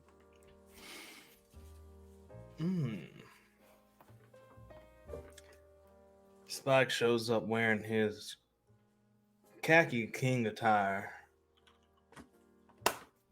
Yes. But Ooh. you may notice there's a slight change in his voice a little bit. It shakes a little bit. He goes, "Hey everybody, how are y'all? How are you doing? Hey, Are you quite alright? oh, I'm fine. Just going through some changes." Did you read the new book? I did read that new book, and let me tell you, Like the three it's pretty good. What book did you end up reading? You're gonna My love Fair this one, Lady. Oleg. This book is called Treasure Island. There's a whole island out there full of treasure, and let me tell you, I'm gonna be the one to find it. That's amazing. Do they show you the location of this island? Nope. But they left a lot of hints. There's a lot of hints. Listen, I've read the book 3 times at least by now. There's a lot of hints in there. Was this is this another fictional or is this factual tale? I think I like What- Treasure Planet a little better. I don't know about that. Now that's just much sci-fi hobblegook. All right, Did you say Habagook? hobblegook. Habagook? Will you fictional or factional? What is fiction but faction that hasn't been found out yet? You know? No, that is not what I know. I know that there is real life, and then there is books that tell you nonsense. All I know is that I saw it and I took it, and it's mine now, and I'm gonna find that treasure island. Wait, you said you took it. Did you I think not? I'm having a rent- stroke. Did The you, cigarettes finally got me. I'm dying.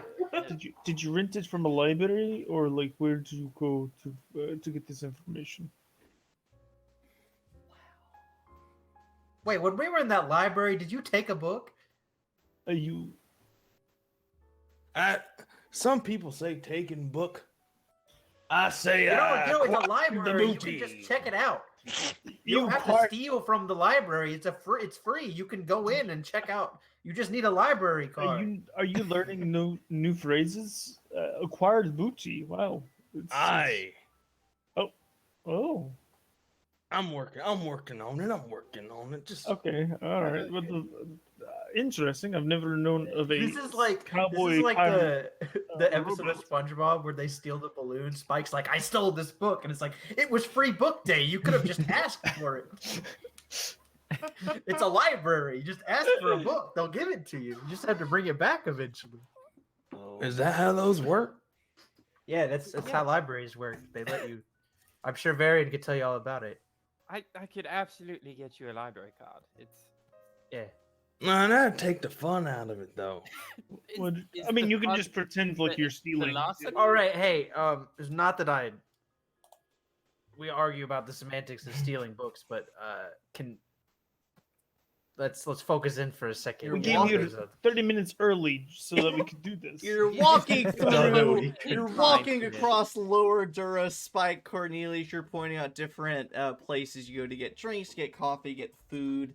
You get takeout from this place whenever it's too late to go to sit down at a restaurant.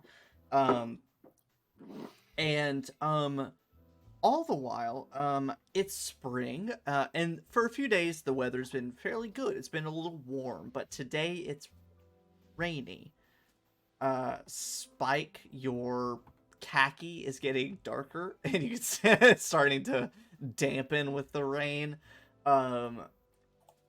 Everyone else, you kind of pop an umbrella, don a raincoat, and make your way across Lower Dura toward the Silver Mist Theater. This is going to sound like a very weird, specific question. Killian, Alan. Yeah. Does Killian, in his bird owl form, does he wear any kind of shoes or boot, or does he let his claws act as just his normal, stepping feet?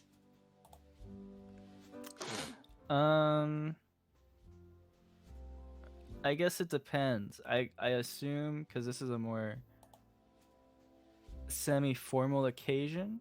Mhm. Because claws make they can kind of make sometimes the tapping annoying noise. He'll do like rainbows Yes. and like sandals and stuff. They'll have like that kind of like almost like a foamy Uh-huh. kind of feeling to it. He just kind of like got his feet sunken into like some foam pads, basically, Sure. just to like dampen and just be. Totally. That makes sense. amazing. So I'm going to number you guys off here. Oh boy. Cornelius. As you round the corner and walk down the dirty street of Lower Dura, of course it's a bit more empty because of the weather. But also it's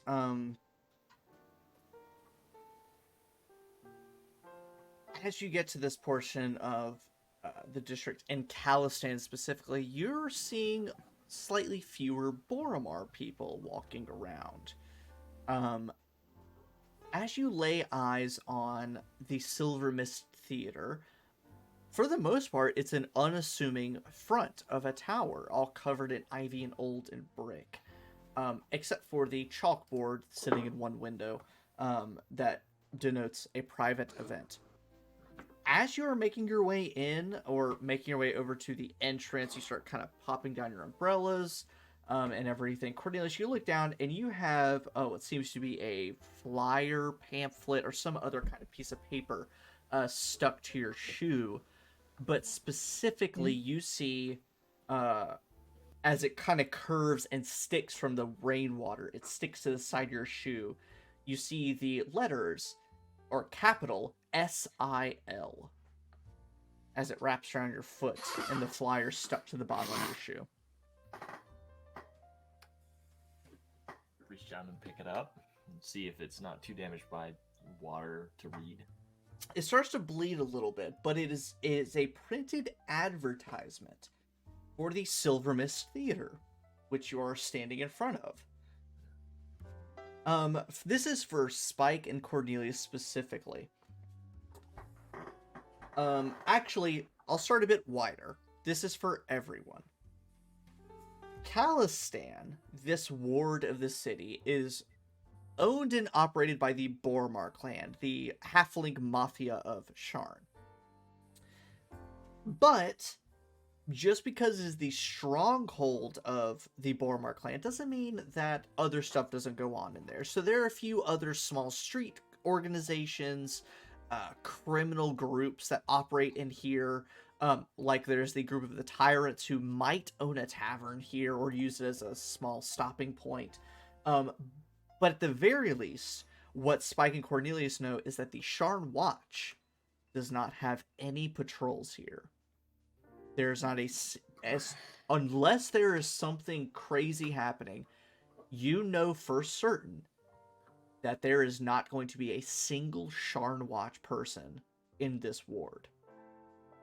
Which has, of course, led to a blossoming of criminal activity, but has led to sort of a Wild West law happening here.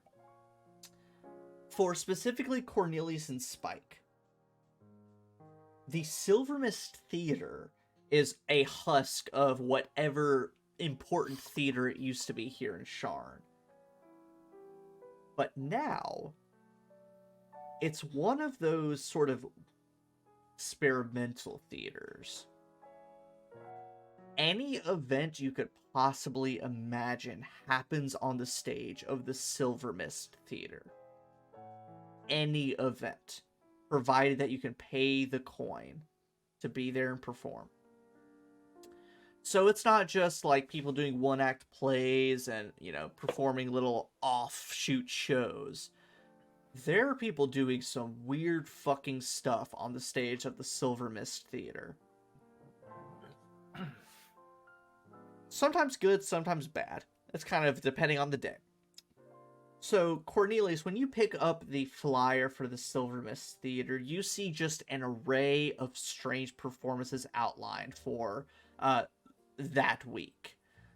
You see that on one day, there is a person who is doing a performance of wrestling a sewer gator.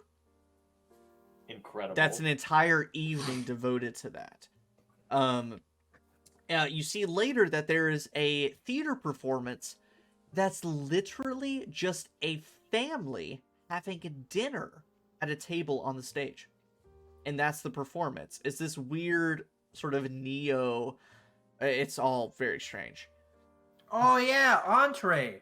I have tickets to that. Exactly. However, Cornelius, as you go to toss away this wet flyer, there is some scribbles on the back that are sort of, the ink is bleeding a bit. And you look, and there is a handwritten message on the back of this flyer that has just randomly stuck to your foot.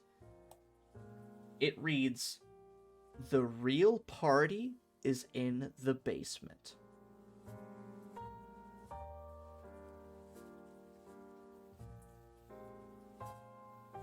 And as the rain falls and you're reading this, the paper starts to almost dissolve in your hands. The ink is bleeding. Desserts downstairs. Just kind of just casually let go of it.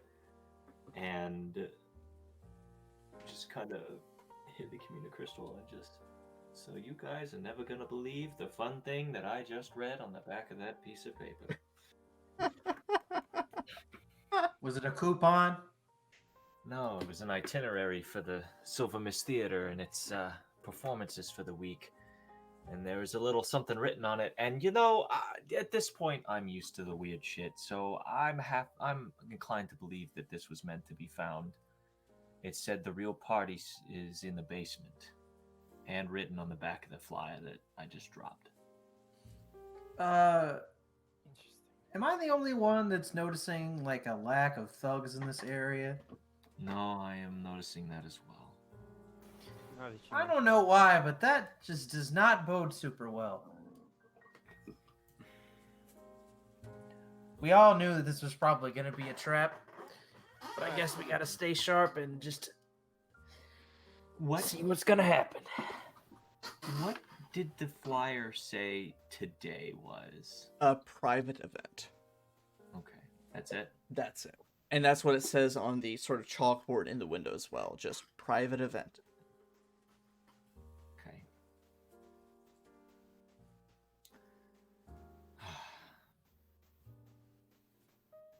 Has anybody seen this place before? I've seen it in passing, but I've never really. I came and took a look at it yesterday. You see any way into the basement from the outside? Did I see any way to the basement?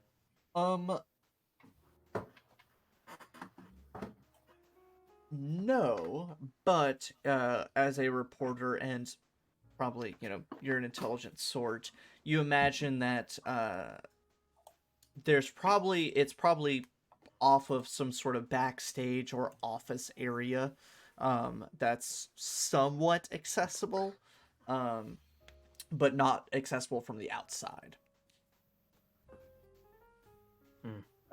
The Silver Mist Theater that's not the same place we solved the murder, is it? It is not. Okay. Yeah, so to give kind of perspective, the theater that you guys solved the murder in, that was in the lower city of sort of the performing arts area of the city. So it's sort of like the lowest portion of performing arts. This is a theater in a completely separate area. Like, it's not even related to that area. That's how, like, off book it is. Off Broadway. All right. Well, I guess there's really nothing to it but to do it. Anybody got any words of encouragement or last words if we walk in there and instantly die? Oleg does not die, so you shall not either. You know, that's like the nicest thing you've ever said to me. Strangely encouraging.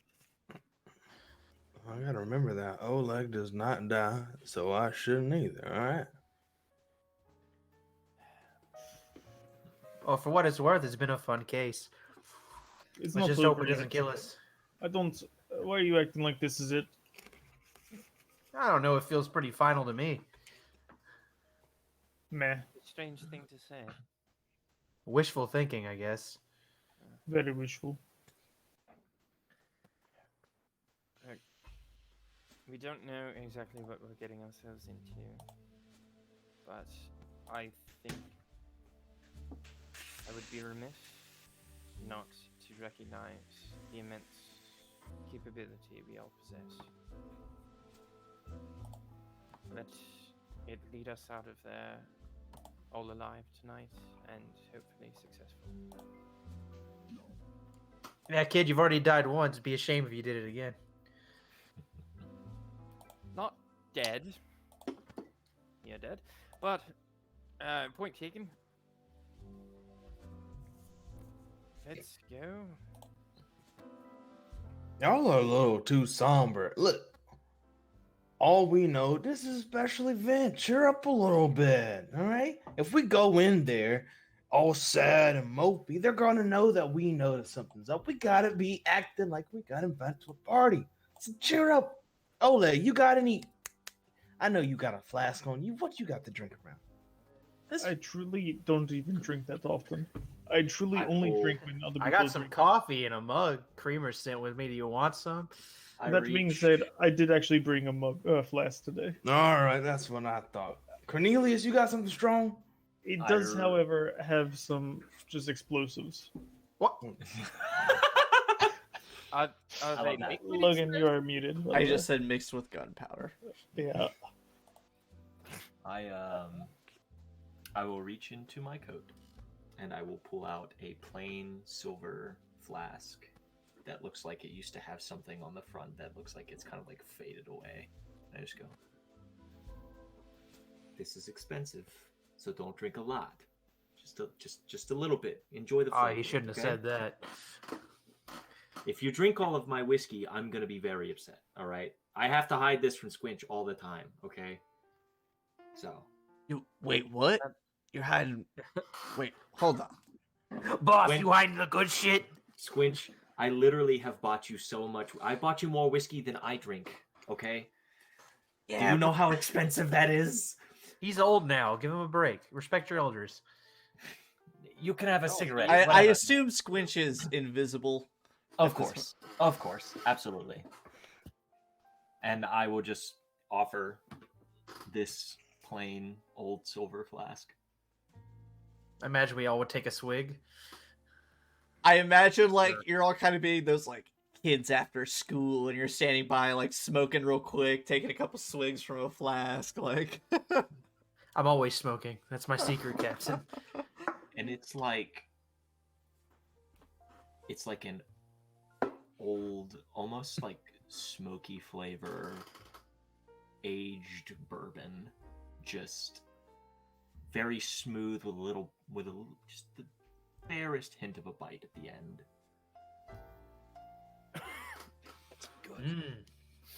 Smooth. good. Now, before we move on, Austin, I don't Yes. recall. Did you attune to the communicrystal? Yes, I did. Just making sure. I have one thing I cannot unattune from unless I get remove curse. Yep. And then my armor, and so communicrystal. Just making sure. Is anyone not attuned? I think everyone is at this point. Yeah. Hey, Killian, did you tell your partner we were doing this? I'm assuming you did. Yeah. All right, tell him to be on standby just in case this goes belly up. Her. 10-4. So you all make your way into the Silver Mist Theater. I need you all to roll. I'm just kidding. Bro, I'll poo. You walk in through the ivy-covered entrance into an entryway, a foyer that's old as well. It's all brick. The floors are cracked and scuffed up. But there's a crowd of people in this foyer mingling, chatting with one another. People from all over Sharn. You can just tell by what they're wearing and who they are. You see people that are clearly from upper city, wearing very fine clothes and very well kept, whereas there are some people from the lower city wearing like clearly who just came from work, still wearing their dirty aprons, and they're a little unkempt, wearing their work clothes. But there's maybe a crowd of 20 to 30 people standing in here, chatting, mingling with one another. Any Boromar people? Plenty of Boromar people. Along with them, you see, kind of staying at the outskirts, a few of the generic Boromar enforcers, kind of keeping an eye on things. But Did any of them give me a weird look? none of them give you a weird look. However, you do get a weird look from a dwarven individual. You remember seeing him. You saw him at the Aurum event, but you most recently saw him nearly scorched and burned to death. However, now his skin is healed up. He looks okay, except he is completely hairless for a dwarf. And is... Was it the cleric guy that I sat on? No, it's the guy that I believe Spike let live. Because you recognized him. So he's burnt. He's a bald dwarf, but he's standing around talking to people. Spike, Vlad is here. He's standing around mingling. You also see a handful of other semi-familiar Boromar people. Spike, you hear the big boisterous laugh of Bartok Boromar, the owner of Mirth. I guess at the opposite end, it's not even similarly, at the opposite end of the spectrum, Donovan, you hear a voice that nearly grates you to your bone. you hear the hissing, jabbing voice of Keelan Bormar, the owner of the Scarlet Frond, and your former boss.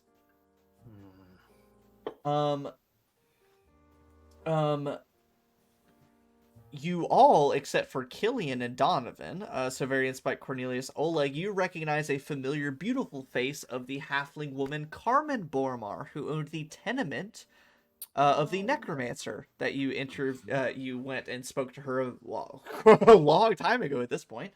You see that she's standing there with Keelan and Bartok and another female halfling woman. Oh, yes. Are there any Orem members? I'm glad you asked, Alan. You recognize the dwarven man, the bald, completely hairless dwarven man wearing armor. Cornelius, you recognized Ipa. She is there as well, mingling and chatting with people. The Kalashar woman. You also notice the Copper Concord Archivist, the sort of leader of the Copper Concord in the Arum. Halvard Nerby, this really old, fragile man, who's kind of leading everything. Not too much of a threat. And then Varian, you make very unfortunate eye contact with your uncle, Baron Madani, mingling nearby with some of the Arum members. And then, finally, Spike and Cornelius, you notice a handful of other shopkeepers, restaurant owners, various proprietors from the Calistan district that you've probably interacted with quite, a handful of times. A local barkeep, someone who sells you your whiskey, a restaurant owner. People you've seen frequently in the district, but, they're just normal people, so they're not halflings. You might see an elf or a dwarf or a shifter amidst them. But you see this crowd of people mingling, and I see, Todd has a finger, and I see a bunch of people probably chomping at the bit to do stuff, so I guess Jacob, will start with you. As we walk in, I will make if I make eye contact with my former boss, I did not pay attention to the name, or I did pay attention. There was a lot of information.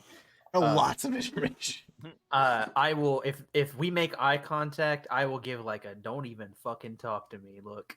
Go ahead and give me an intimidation check for me.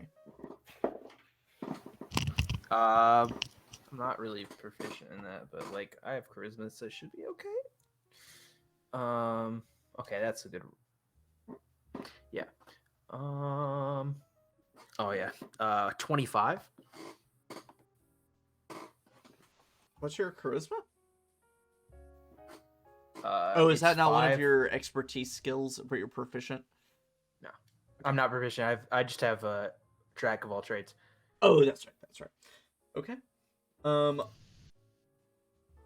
So you, with a quick glance, make eye contact with Keelan Boromar, and Cornelius, and I think it was Oleg who went with him, but Cornelius is the only one who saw him through the wall using his magic.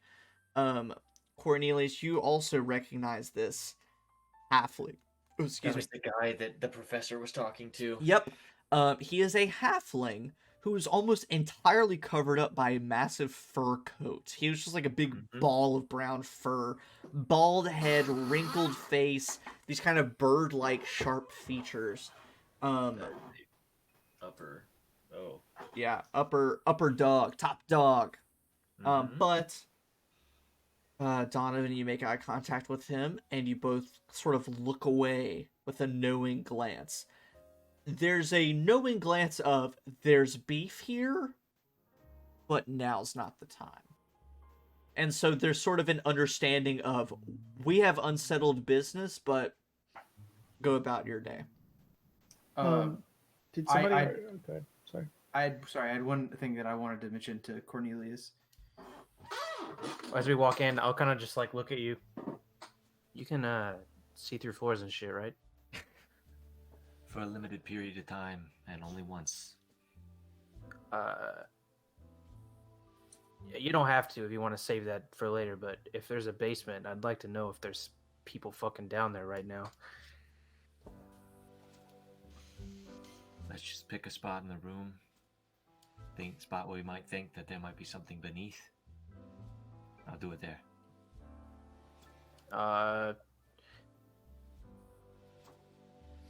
Does it look like there's any access ways to the basement room, like a stage door or something, like a trap door? You see that there is currently you're just in sort of the foyer, the lobby of this theater. There is a counter nearby where effectively they would do ticket sales, but of course it's a private event. There's no one there.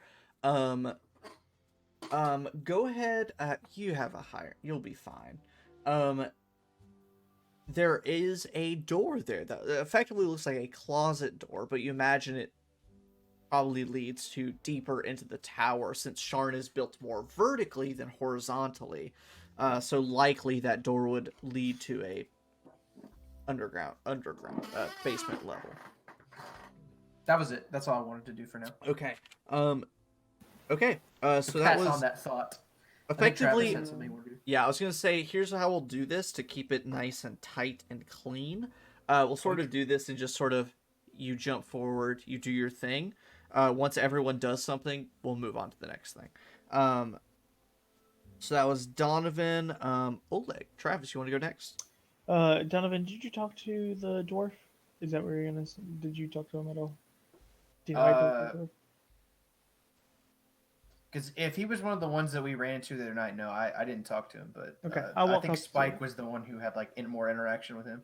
Yeah, I'll walk up to him, just check in with him because I was the one who healed him from death. Sure. Sure. And just tell him that if he needs anything from my family, just let me know. And with a look. A look of like a look of like, if you need anything from my family, just let me know. Just kind of like we're looking out for you. In a way of like we're looking out. He says, I greatly appreciate it. I appreciate that kindness. I've not really spoken to much of the Kudrak clan except to withdraw from my vault. So thank you very much. Oh, what was that, Darlene? One moment, and he walks away. But Oleg, make an insight check for me. Yep.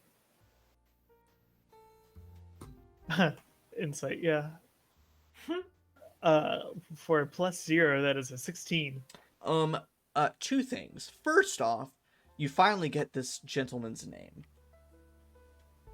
A few of you heard him speak and boisterously talk about stuff at the ARM event. But you finally gather his name is Geralt Goldbrewer. Interesting. What a dwarven name. What a dwarven name. As he, like, chats with you, it's this boisterous personality. He's this just big guy. However, when he speaks to you and shuffles away from you, it doesn't take a genius to see.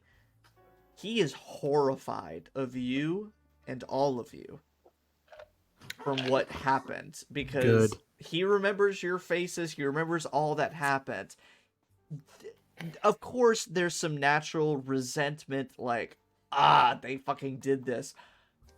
He is scared. And the fact that you all are here, he might as well be quaking in his boots. I'm glad the racist is scared. Good. Yeah. I was checking in for that exact thing to see what his reaction was. Yeah, he's playing it off. He's doing his part of being, the jovial guy. He's horrified of what you guys are capable of. Yeah. Rad. Anything else, Travis? I just mostly just wanted to see why he was here in the first place, but I guess he walked away from me at this point. So I'll kind of look around. You said there was a dwarven ARM member, right? Him. Oh, he's an ARM member? He is. Exactly. Wow. Okay. Incredible. Great. All right. Well, that's all I wanted. Thanks. Perfect. Great. All right. Who wants to go next with their mingling? And you can pair up. You can tag team. You can do whatever you like. I do want to say I don't want to do anything else, but I just want to stick very close to Varian. Okay. I'm gonna keep a close eye on Varian and Oleg, but like not as much as Oleg. Just because I feel like Oleg, if someone tries to fuck with him, he's gonna bust a cap, and I have a weird, as my father brain has taken over, and I'm like, I must protect this child. Then Are we all just protective of Varian? I don't understand. that makes sense. Well, and that's the thing is, I want to be clear is that it's not that I don't think Varian can take care of himself. Is that you take care of people that you care about. So it's like, it's not like I have no faith in him to protect himself. He doesn't care about anyone else. I care about everybody, but yeah. So is there anything else anyone wants to do? Any people you want to talk to? Any things you want to look at or investigate more keenly? Can I use my eye for detail? As I see him looking around, I'd like to give him some inspiration. Yeah, I imagine that Killian is kind of like that person at the party who like stays to the corner of the room and like looks around. Yeah, That's So like the best thing to do at parties because you're like, oh, you've had too much That's- already. yeah. It's 8 o'clock, buddy. Sure. So you're using your eye detail. What are you? I don't think I've ever done that at a party. Oh man, I It's live fun. that. That's my role. Alan, what are you searching for? What are you trying, or is there anything in particular? Or are you just kind of searching for stuff?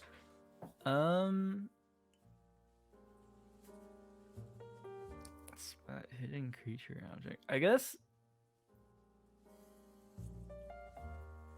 Yeah, just kind of like check the environment in general, like, because we don't really know what's going on. I guess first check like security wise, like, could this be a trap? You know, Mhm. like she's gathering a bunch of people here and also gathering all the people that, you know, suspect her.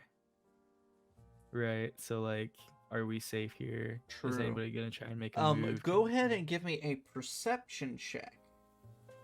Okay. Yeah, perception check. And like, can it be like I want to look at people and like just the room in general or like the area? Sure.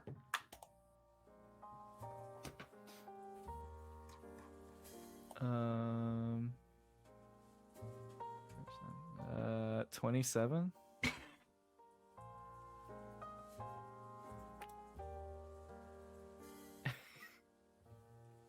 Amazing. Alan, you step around your little owl form, keen eyes taking as much as you can. Your outfit was made in Taiwan. Yeah, you're like, oh, you're from this part of the city. You bought it at this store. You're from this part. You bought this at this store. You're able to pinpoint everyone. But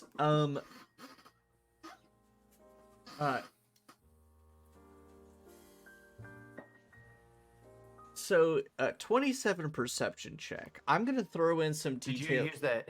Did you throw in that inspiration? Oh that I God, gave? yeah. If you want to make that number higher, Sure, yeah, why not? what's your for inspiration 30. again?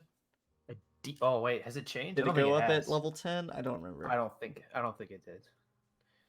Oh, it is a D10 now.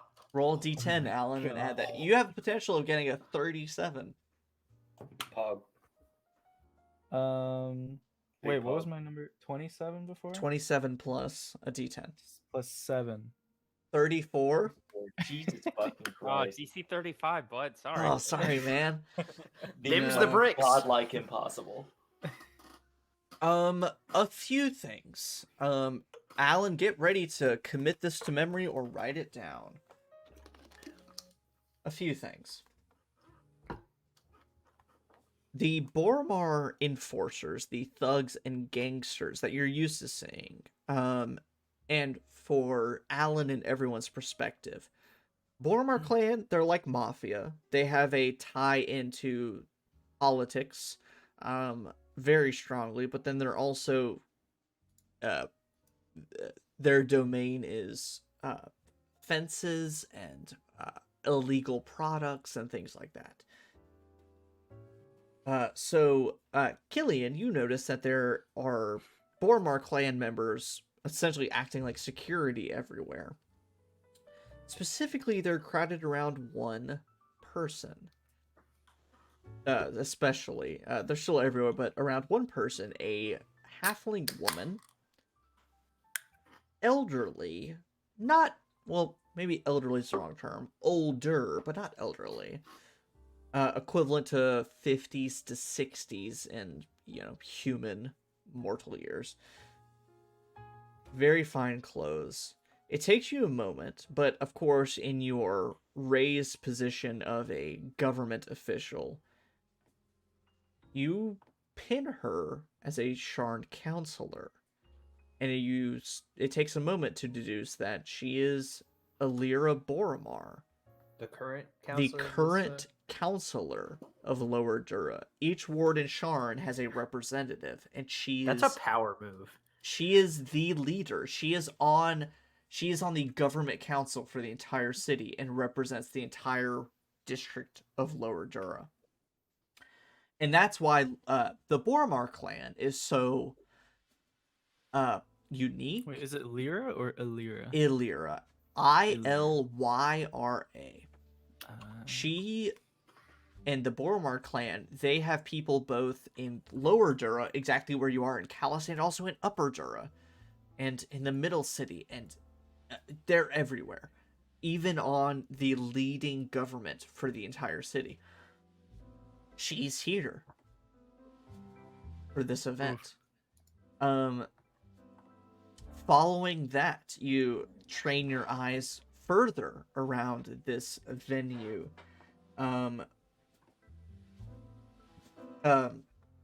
And because you rolled so GD high on your perception, I'll kind of throw you a few bones here related to more insight and investigation-based skills. You look at an older halfling man, balding, wearing a smoking lounge coat, standing next to a very sprightly young halfling woman. And with Spike's and probably Cornelius's help, the older man is Bartok Boromar, and this young woman is Violet Boromar. And you kind of clock as you are scanning across the crowd, she doesn't like him. There's some disdain there. And you keep... What was her name again? Violet Boromar. Violet. You keep panning across the crowd. You see Baron Madani Varian's uncle, who's very awkwardly mingling. He's mingling. He's not doing a good job at it. You see the Kalashart Ipa standing very stoically in a group of people not participating in the conversation. You see a dark-skinned elven woman, apparently an Aura member, you can see by her silver rings, who you've immediately clock as nipping from a flask in plain sight, drinking around this group of people, and she probably shouldn't be. No one is over near the counter where this sort of basement door is. And the last two things is Ithranel is nowhere. You do not spot her amid the anywhere in this crowd. And you notice it's dark and it's a weird construction, and it normally wouldn't alarm anyone. This is an old portion of the city, and so it's fit from some old architectural designs. The wall that separates the theater from the lobby is one of those weird walls that doesn't go all the way up to the ceiling. And so the ceiling itself is sort of a triangle, but the wall stops at the sort of parallel level. And so there's sort of an opening at the wall to the theater. That's not terribly uncommon for very old architecture. However, Killian, with your 34. That's still too much. A 34 perception check. you can see into the rafters and construction, the arches of the theater beyond the wall. And the most that I can give you is you see movement in the rafters. And do with that what you will. Beyond Killian, so left is Spike, Varian, and Cornelius. Is there anything in particular you want to investigate or people you want to speak to in the lobby when you arrive? I'll exchange some pleasantries with Carmen Boromar. She asks how, of course, it's very somewhat superficial. She is essentially a landlady, so that's her business. You're a student, not a whole lot in common. But she mentions that she heard about your necromancer ordeal. And even though she's not technically supposed to, she's taken her tenants into a little more consideration. However, she's still that's sort of the gimmick of the Boromar clan. But no necromancers. She she tells you. Yeah, I'll just try to keep things, light and pleasant And whatnot. she asks, to be honest, I'm a little sad that my poor tenant ended up the way he did. He really... That coffee every day when he arrived, that's hard to dispute. But, it seems as though your business has gone well. What brings you to the Silver Mist Theater? How do you know Ithrano? We crossed paths, almost by chance, and we seem to have some common interests. Okay. I'm a little young to be joining the Arum, at least, but magic artifacts, all that. So yes, she extended an invitation, and I was loath to decline. I agree. I was a bit skeptical when she started to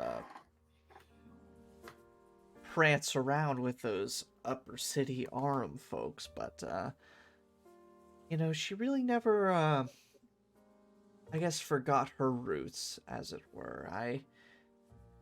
She's always been a good one, and I'm interested to see what she has to say today. Oh, so am I.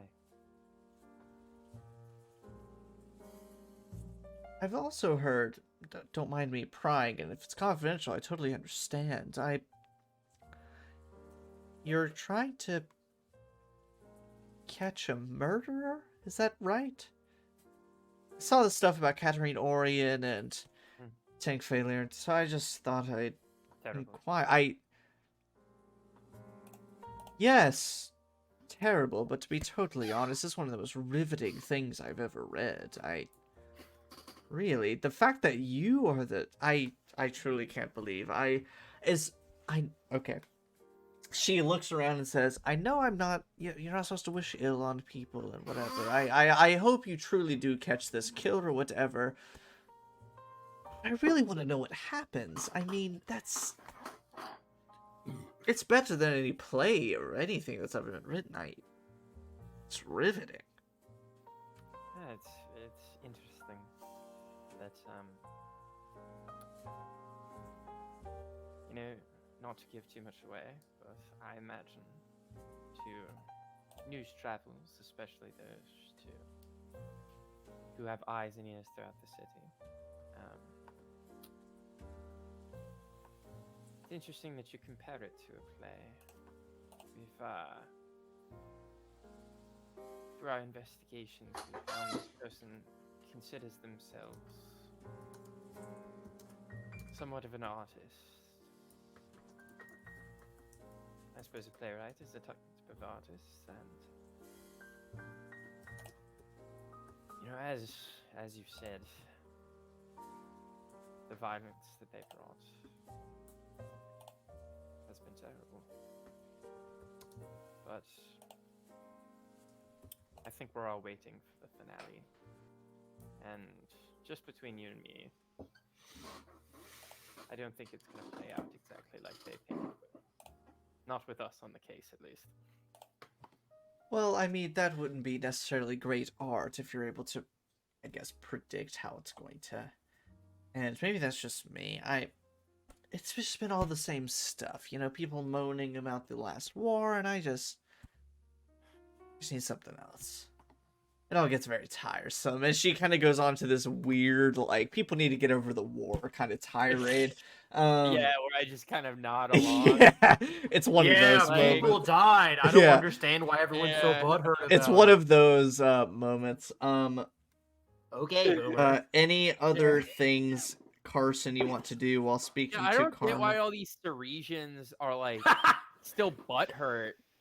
Wait, wasn't it like literally 3 years Yeah, ago it or was something? not Yeah. long ago. It's They got- really they got shitty. magic nukes 3 years Get ago. over it already. She's not a great person. Wait, Travis, yeah. do you actually know how long ago it was? Yeah, I don't know anything about this game Travis other than how pays long ago attention. the war was. Yeah. So I guess now Claps for Travis.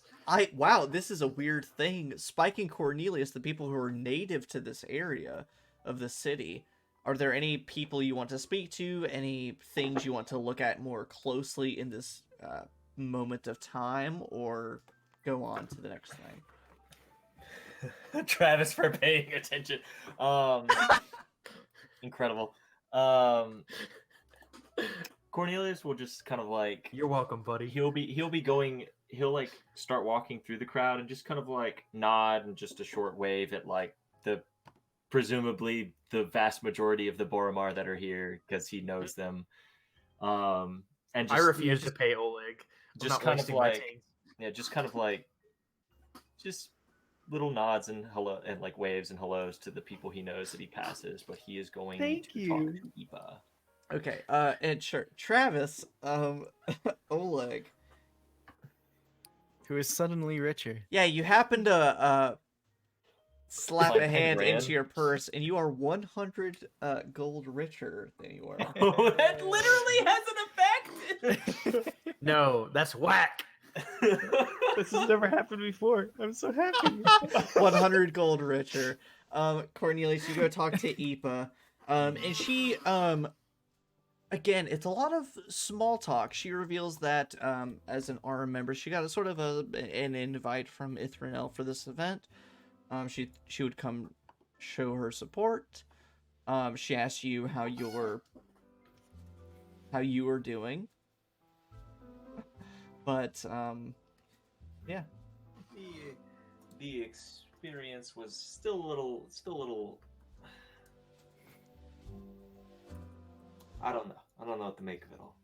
But I was wondering, if you happen to have some additional time in the next couple of days, I want to see what else I can find out. And you're damn near the only person I know to turn to at the moment. I wouldn't bother you otherwise, but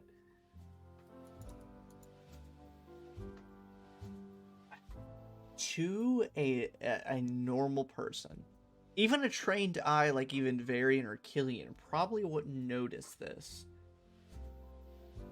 But Ipa, as a Kalishtar, who is a very cold, unemoting person, there is a spark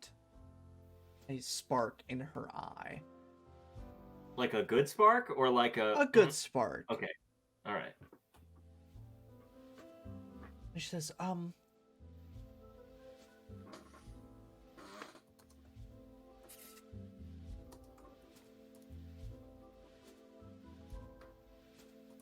would you feel? And she's whispering. She's doing her best to keep her voice down around all these people. She says, how would you And I will just, I'll say, like, I'll mind link and I'll say, If you want to say it quietly, we can just say it in here. Do you mind if I show you something amid all these people? It might help you in your pursuits. Travis, that face.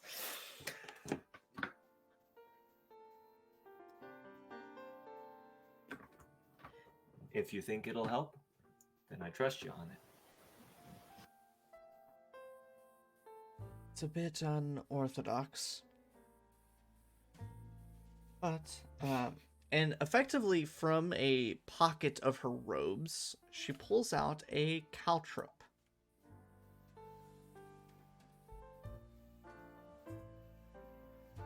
And she says... Just a regular caltrop. Literal, regular caltrop. She says, hold it in your hand.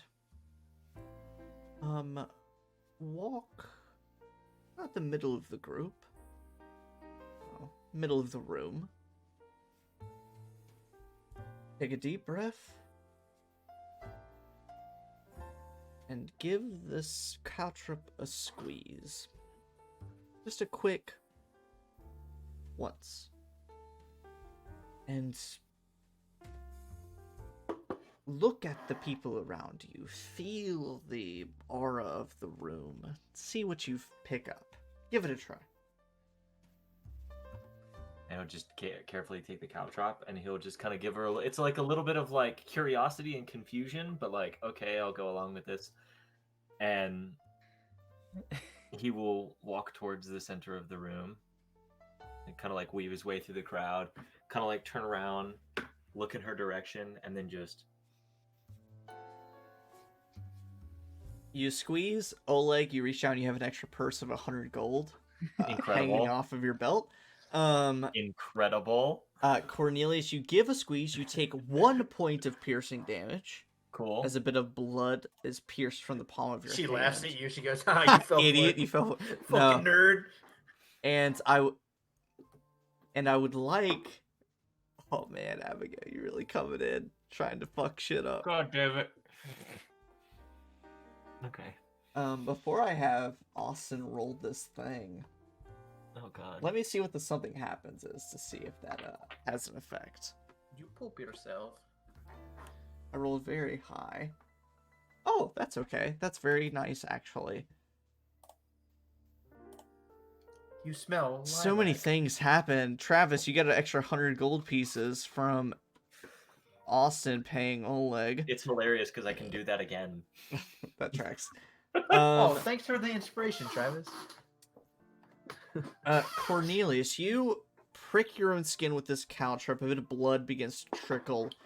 And as that happens, you kind of wince, close your eyes, and when you open them, you're in this sort of dreamy, warm state, like you've experienced before. What was once a rainy, gray exterior to this theater, I mean, the ground was wet enough to stick litter to your feet. You glance out the front window to the theater, and it is bright and a beautiful spring day outside. It is gorgeous. One of those picturesque boon days piercing through the windows of the theater. A bit of blood trickles from your hand, but it doesn't hurt that bad. You still take the 1 point of damage. But it starts to fade. It's like it's numbed. And you glance over to the window, and you notice that there are streams of light piercing through the window. And as you glance around, it's almost slow motion. These beams of light are almost like they're landing on people.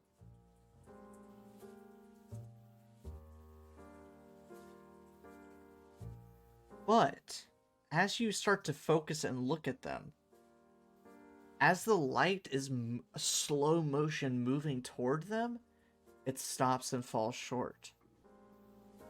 It stops and falls short. And as you start to look, divert your attention from the light from the windows to the people around you, start to look. No one looks familiar. no one's face is standing out. No one's being illuminated by light. They're all very dull, without any noticeable features. And a moment passes, and you're standing now just in the normal theater. Everyone's conversing around you. You see your friends in various pods off to the side talking to people.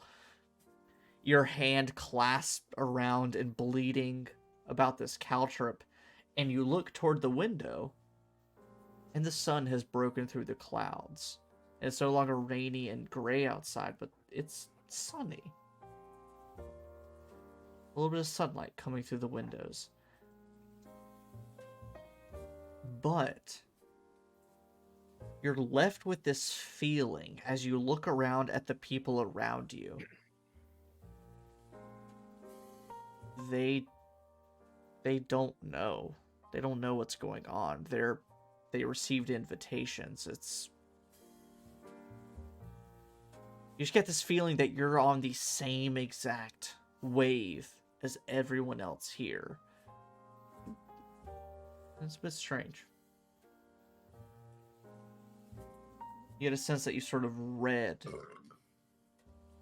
them, their purpose for being here.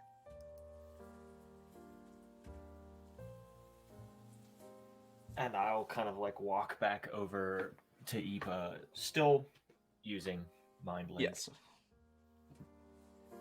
And just say, what was that? What did I just see? Sort of a meditation technique. Sort of taking the breath, the pain, it isolates your attention to your hand, and then it brings your attention. Then there's sort of interception, so to speak. And a voice you hear tries to cut through, and says, What is this then? And you look over as the familiar face of Vulad, the Kalashtar fence for the Bormar clan, walks over. Yes.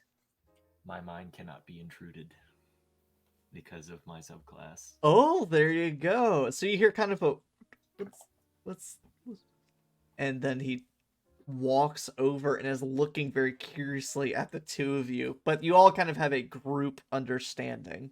Yeah.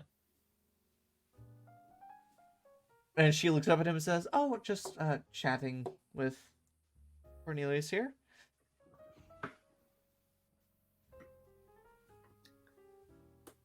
I'm gonna be 100% honest with you. I don't know if I've met this guy before. Like Austin. I don't remember if you were there for the poison thing or not. He is a fence in the Khalistan district. I would assume you would know of him at the very least. And you said what was his name again? Vulad. It's like Vlad, but with a U between the V and L. Heard. Vulad, always a pleasure. I don't know. It looks like you guys were making some pretty heavy eye contact. Is that the thing I should know about Deepa? She looks at him, rolls her eyes, and doesn't say anything. No offense. I've known you for a while. No offense, but we are having a private conversation at the moment. Discussing some personal business of mine, if you wouldn't mind. Make a persuasion check. Gladly. That's a 22. It's great when you can roll a 10 and still go for the Right. lowest one. Volad says, "All right. Yes. Enjoy the event." And meanders off and talks to a few others. And Ipa looks up at you and says, "Sorry about that. Yes, we used to, that kind You of thing." don't need to Yep. tell me. But It's your business, it's not mine. But yes, then Mindlink, she says, so the intent is take a deep breath, your attention is drawn to your hand, it's just a way of focusing yourself and then opening yourself to the room or space around you. Anything of note from this room, as it were? Everybody didn't have they didn't look like they had faces. They were just kind of blank, and sunlight came through the windows before the sun came out through the clouds, and the light fell short of every person it went to. I don't know if that's supposed to be symbolic or if it just things work differently in a different world or what. So I think in your case, your quarry spirit has to work in symbolism, metaphors, imagery, things like that. Since they can't fully present themselves and speak the truth to you. So yeah, I imagine whatever your interpretation is, that's probably what it is. I'll keep that in mind. Hey. But if you're free in the next couple of days, I'd like to have a sit down again, if you wouldn't mind. Of course, you'll know where to find me. And then now finally, in the meantime, I think Spike is the last one for this special event. If there's anyone in particular you want to talk to, or if there's anything you want to look at more closely. No one in particular I want to talk to, but and this is a question for Logan. Is there a way I can possibly hide in plain sight? You are wearing lots of khaki. This is true. This is true. Hiding in plain sight, absolutely. To what means? What are you trying to accomplish? Or just to sort of stay under the radar for the time being? I want to stay as under the radar as a man in a khaki outfit can. Are you proficient in stealth? No. Then just go ahead and make me a straight charisma check. Okay, cool. All right, that's a 16. Okay. So, for the most part, you remain under the radar. Of course, some of your party members who are observant or have a high passive perception, you make eye contact from once in a while. But for the most part, you kind of weave in and out of the crowds, picking up things here and there. And I'll go ahead and toss you one thing, Xavier. One of the things you kind of pick up on is that there's sort of a general consensus that people don't know why they're there. They know it's some political event, but they don't know why or what it's meant to be. And so there's this sort of general both excitement and unsurety of just, oh, what do you think's gonna happen? What do you think's I think it's gonna be this. There's just sort of this excitement buzzing through the people. So, with that, you all, after speaking to whoever you need to speak to, the doors of the auditorium proper open.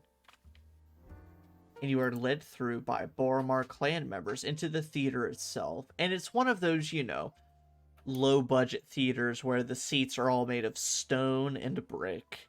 No cushion, no actual seats. They're just like long stone benches. Yes, Alan? Is there a way I could have hung back a bit or pretended to go to smoke or take a dump, and then I want to check those rafters.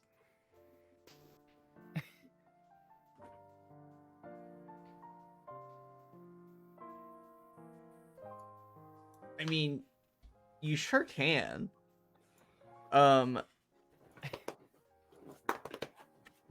So effectively, you want to try to check the rafters by going up the lobby side, where it's less populated and make your way over to the theater side. Right. Okay. Go ahead first. Make a stealth check. Okay.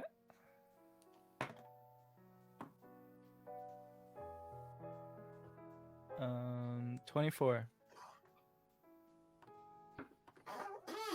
One moment.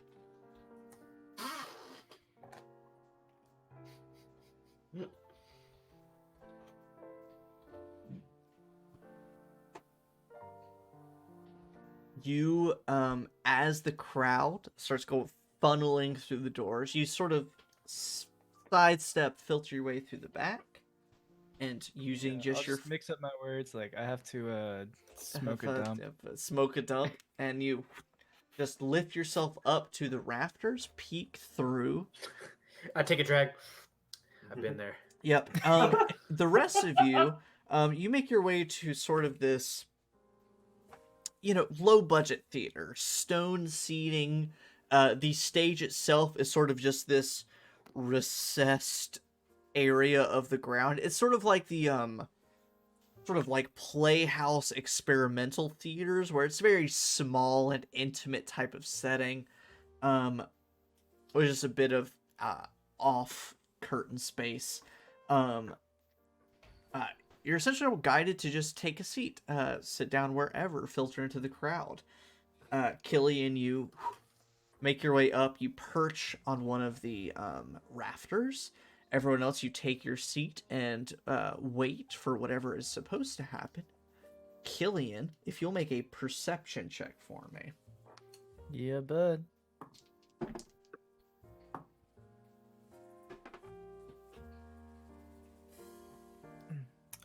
22.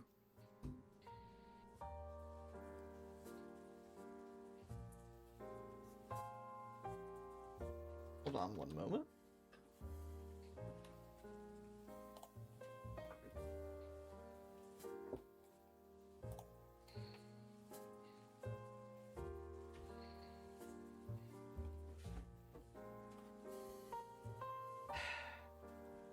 Killian, you pop up, perch in the rafters, the rafters, and can't. You're looking around, and you saw movement before, but you're having a hard time pinning your eyes down on something.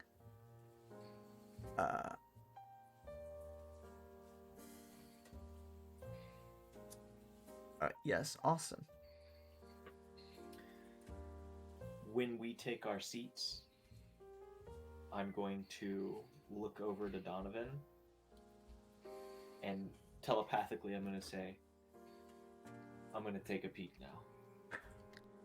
And I'm going to activate my ghostly gaze and I'm going to basically scan through the floor, the walls. Basically, I'm just going to do a once of every part of this box, of this room, for starting with below me, and then I'm going to check the walls and above us and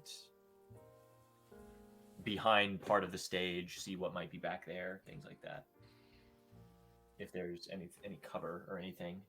It does not specify anything that can block my sight, simply that I can see through solid objects. Because I know you said there's a bunch of stone and brick. Uh-huh.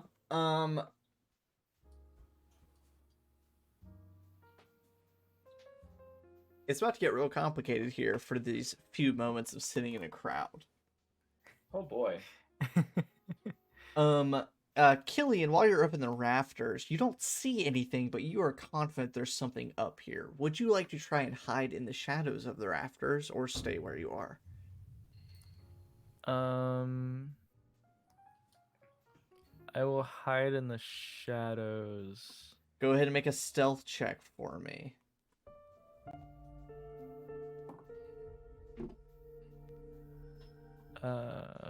23. Okay, you cling to the shadows, waiting a moment. You all take your seats. Cornelius, you activate your ghostly gaze and peer through your material surroundings, starting with below you. Directly below you, sort of as you expect, is a basement. Somewhat short ceiling. About 10 feet below you is the ceiling, and then 10 feet or less below that is the floor. So it's not far below you. Beneath the floor, you spot several humanoid figures varying between halfling, gnome, and human size.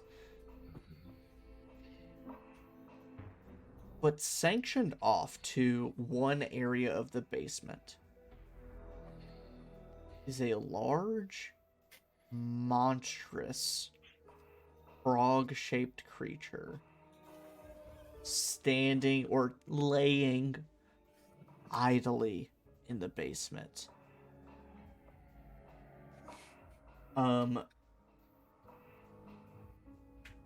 As you finish taking your seats, Killian clinging to the shadows, Cornelius spotting this, whatever it is in the basement, and all these other humanoid figures, Ithranel walks out from the backstage curtain out into this recessed stage of the Silver Mist Theater.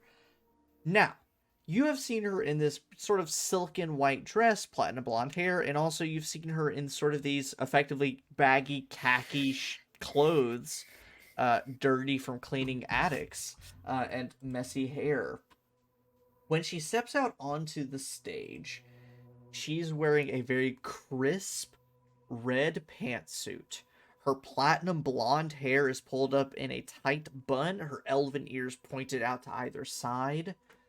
She's wearing white heels that are clicking against the stone of this stage.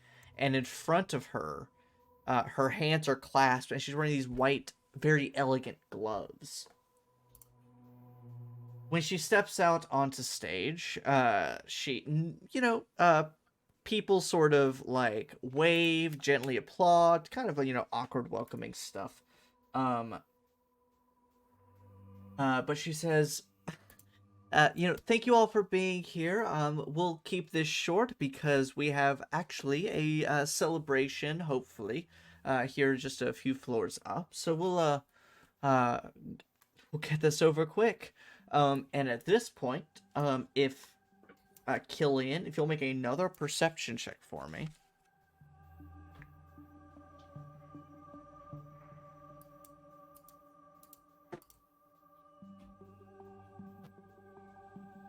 Um, 25. Rad. You see the silhouettes of people up in the rafters, hunched, crouched, perfectly balanced on the various beams that are supporting the floor above.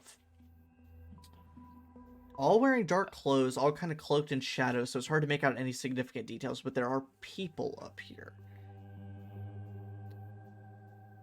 Can I make out their outfits? Just dark. Now... Are they all bunched together? No, they're spread out across the entire... Essentially the theater portion.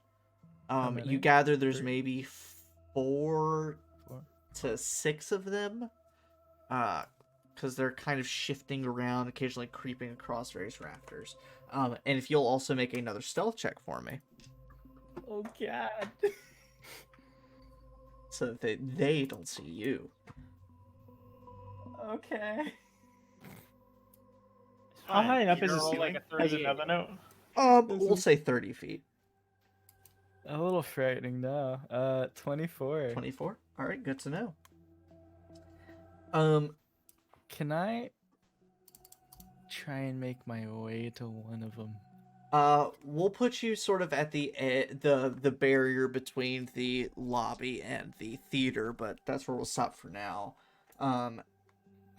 Cornelius, with your ghostly gaze, let me read the description one quick time. That's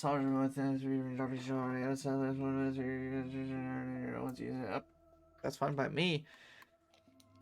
The creature that is idle and somewhat slumbering, this frog-like creature, has multiple limbs.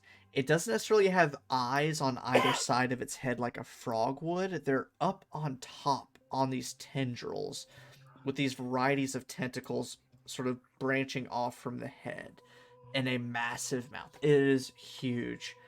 However, you see that there is a halfling-sized small figure who is walking through this group of variety of humanoid creatures, reaching and grabbing pouches of coin from them. Just like openly? Openly, grabbing them from them, and then a moment passes, and you watch as one of the people, the person closest to the edge of this crowd, walks forward, and you watch as an appendage, like a tongue, reaches out, sucks up that person, and this massive amphibian creature swallows them. On the stage, for the rest of you, Ithranel continues speaking and says, I've gathered you all here because, well, you've helped me get here. I am who I am, and she starts to lock eyes with you all and says, I'm because of you. I've lived in Lower Dur for decades now. I've watched Sharn survive immense tragedies.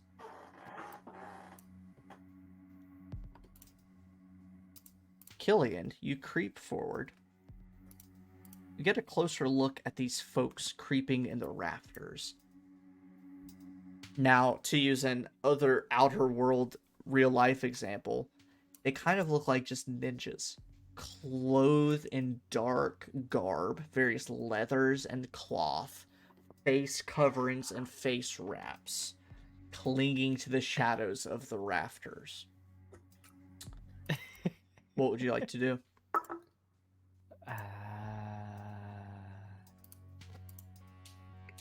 Are they constantly in motion, or are they... No. In fact, they kind of reach a position, and then they stop and wait. And it becomes a point where you start to lose track of them because they're standing so still. But then you start to train on their outline and find them once more. This is awesome. Alright. I'll go ahead. This is about to be throwing a bone to Alan. I will let you decide. Would you like to try and rack your brain to figure out who these might be, or proceed forward and do something else? Yeah, I can rack my brain. Make a history. I know. Yeah, Alan knows. Make a history check for me. Oh, that's not good. No, Mm-hmm. it just hit me. Mm-hmm. Can I use my memory? Your memory? Would I have a description of Wendelin? Oh shit! Yeah. So go Mine, baby. roll this with advantage. Sure. Yes.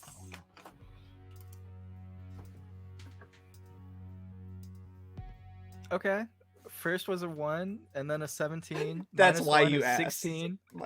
Minus a 1. Oh no, you're dumb. 16. There's something familiar about them to the point where it makes you hesitate. You're like, why do I recognize these people look familiar? And before we resolve this, Cornelius, you see the crowd in your sort of translucent, transparent vision. They're all throwing their hands up in the air like they're at a fucking sporting event. Before we continue that description, without pulling up my communicrystal, I was looking at the description of my subclass, Awakened Mind. Telepathically speak to any creature I can see within 30 feet of me. So I'm just going to broadcast it, kind of like full band broadcast, so I don't have to pull up my crystal to all of my companions that I can see. There is a monster in the basement, and it is eating people. In the basement. Oh, For wait, I can't. everybody Oh, but of course. me. Don't. Yeah, because I can't see you. Though I can, I can ping somebody within 100 feet of me because of being a Kalishtar. So can You I said in the sense? Can I basement? sense Killian with 100 feet of me? What is your ability called? That you're for your telepathic like reach out. Your broadcast. Kalishtar is Mind Link. Warlock is Awakened Mind. It's like ability to touch minds of other creatures. You can telepathically speak to any creature you can see within 30 feet of you. I'm gonna say that since Killian's like stealthing and stuff up there, you won't be able to reach him. But with okay, oh damn, Kalishtar does say any Wait, creature you so can see as well. just as a clarification, there's a monster in the basement and in the ceiling, in the rafters. There are people in the rafters. There's monster monster and in the- people in the basement, and Ithranil is giving a speech on stage. There's a monster in the basement, and it is current, and it had just ate a person. It just swallowed a person. From downstairs or like from in here? Basement. I said Directly basement. below Yeah, you. I was trying to figure out where the tongue was going. In the floor below you. Okay. So, yep, Cornelius, you reach out to everyone. Everyone, you take And a then- moment to digest what he just said. And I am continuing. Panning across. my pan. Go ahead. Well, Cornelius, you're observant, so go ahead and make 22 it. passive, 22 passive perception and investigation. I'll give this to you as a freebie. As you pan around for the rest of this sort of moment, there are people in the rafters, crouched up, perched on the rafters above the theater. Great. Moving on, Ithranil continues saying, I've lived in Lower Dura for decades now. I've watched Sharn survive immense tragedies. I've seen the refugees in High Walls just suffer in the streets and in their tenements. I even watched Ondair mages bring down the glass tower, crashing down into Lower Dura, creating the Fallen. I've even lived through countless Boromar and Dask conflicts, but many others weren't so lucky. And at this point, if everyone who is sitting watching, so everyone except Killian, if you'll make either a perception or insight check. Damn, I wish I still had that ring of tune. That for insight, that is a natural 20 for a 32. Jesus. I got a 23. Can't Rad. quite beat that, but Ooh, I have a 21 for perception. 18 insight. I used my inspiration to re-roll my perception, because I could roll a 2 the first time, and I got a 3. Jesus. Let's go. One better. Oh jeez. Oleg's turned around in his chair. So Yeah. everyone except for Killian and Oleg, as Ithranil is going on speaking about the tragedies that Sharn has weathered, when she speaks about the Boromar and Das conflicts, but others weren't so lucky, she glances up. And so Barry and Donovan, Spike and Cornelius, everyone except Oleg and Killian, Cornelius double so, you sort of become aware and glance up. And you can't pinpoint anything, but you have this feeling on the back of your neck that you're being watched. I have a question. Yes. And I have seen them. How big is this theater? Like Not from me, I'm sitting in the. I would probably be sitting in like the back. How big? Like how far is it to the stage? 30 feet. I love that. That's the magic number. It's a small That's little the magic playhouse, little box theater. That's the magic number. Flash up, Killian, up in the rafters. You were spotting these people. You're trying to rack your brain about where you recognize them. And you've heard about this shadowy group of individuals that have been protecting the streets of Sharn for decades now, maybe even centuries. They match this description, but you're sort of thrown off of their appearance here. Why are they here looking over Ithranel? What are they doing? But you're pretty convinced that this is them. Can I?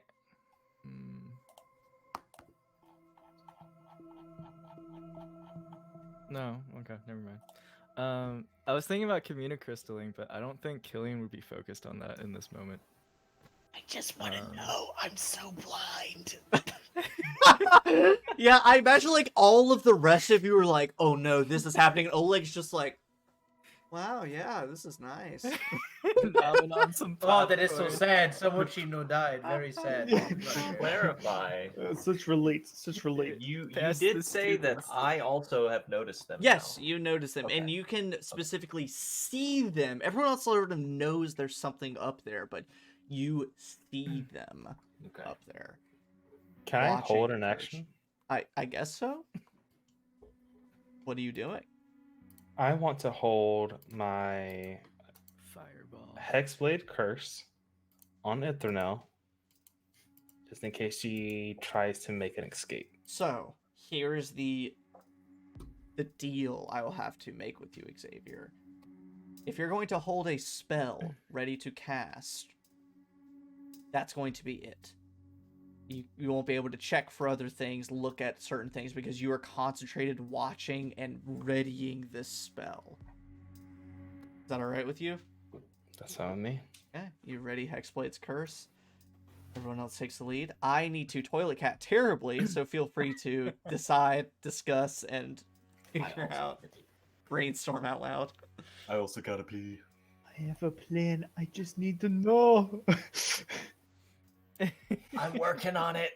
I also have a plan. I'm just waiting for it to rotate back to me so I can tell everybody. I'm gonna go pee. I have a crowbar I can throw at them. Bonk.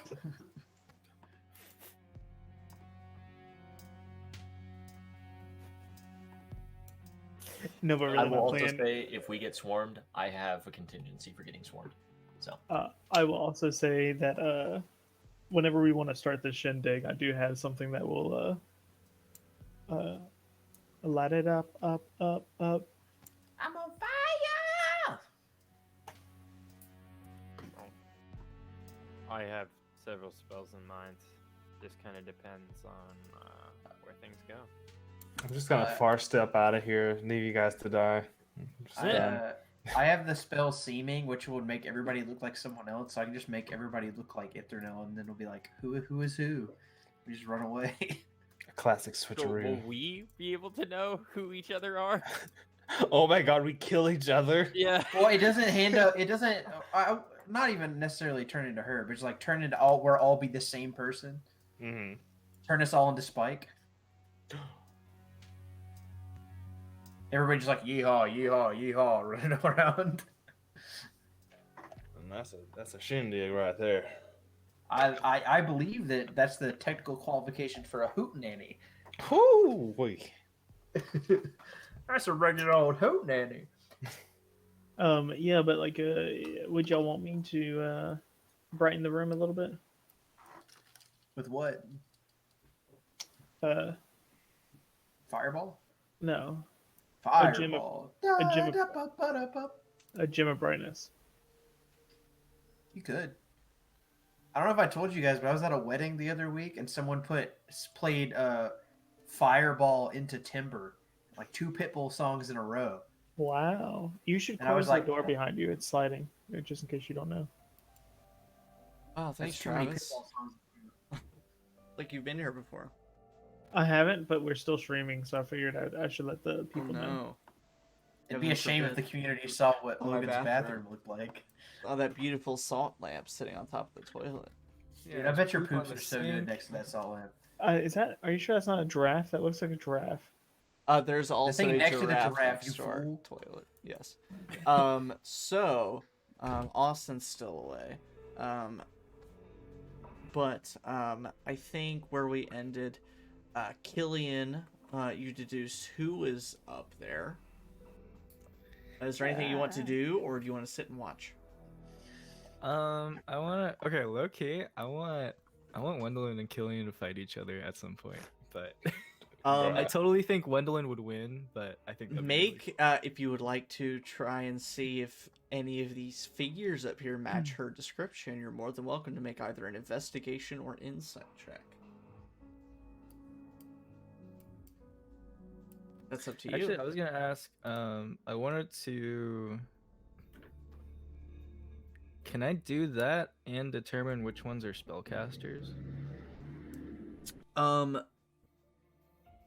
say yes because you are the rogue that can do that. Is normally a bonus action. So go ahead and make either insight or investigation check, and it'll account for both. Okay.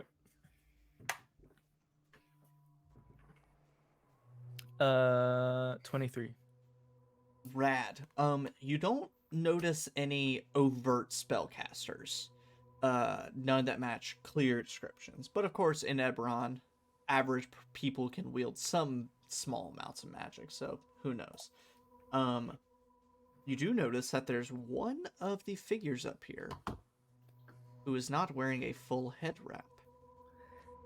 Instead, they have a full head of beautiful, luscious, curly hair.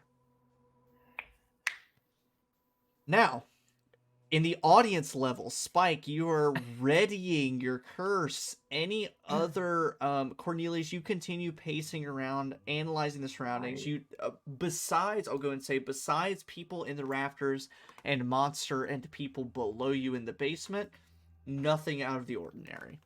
Okay. Two things. One, when I notice the people in the rafters, this time I will bring up the Killian crystal and just Killian, I don't know where you are, but there are people in the rafters at the moment. I'm like saying it to everybody, but I like specifically call out, I have no idea where you're at, Killian. Everybody, all of us just go. There are several people waiting in the rafters. That's who Ithernol was looking at. Yeah. And then Like, I'm And about I'll to say- touch one of them. Yeah, and at this point, all of you sort of feel a ping. And after a brief moment, you can check the message. And even for Oleg, Killian, you're fine. You know it. Oleg, though, you look up, and it's hard pinpointing anything out of the ordinary. For everyone else, you feel this sense like, okay, there's something going on up there. But you just can't place your eyes on anything exact for the time being. the other thing was the people that are in the basement. Yes. Was there anything special about the way they looked? Do they look familiar? Are they dressed a particular way? Make Any an common theme? insight or probably insight check, we'll say. Insight. They're all wearing Whataburger uniforms. I am missing that fucking ring of truth telling every day now. 14. You notice in their transparent visages, they're not dressed very well at all. They're very much the epitome of when someone thinks lower Dura, that's how they're dressed and the way that they're carrying themselves. But as you start to train your eyes off of the crowd, this massive frog creature goes and spits out the person that it swallowed onto the floor, and the entire crowd seems to throw their hands and seem to throw things at this person. Ithranel continues speaking and says, "It's no secret," and she gestures toward Alira Boromar, the counselor of the ward, and says, "It's no secret that Alira Boromar loves her family. So, it's nearly impossible to blame her for taking her eye off of the Sharn City Council while her loved ones are killed in the streets by Dask members. You all know that I have the best intentions for this ward. I've lived here for 200 to 300 years at this point. And I will stand up Sure. and I will say, "Is that why you have people hiding in the rafters?" And I will cast with the Gem of Brightness at the third light at the full brightness in a 30-foot cone. I like just choke on nothing. I'm like, Oh my god. Oh, Oleg no. does this and beams light up into the rafters, revealing these shadowy figures looming in the rafters.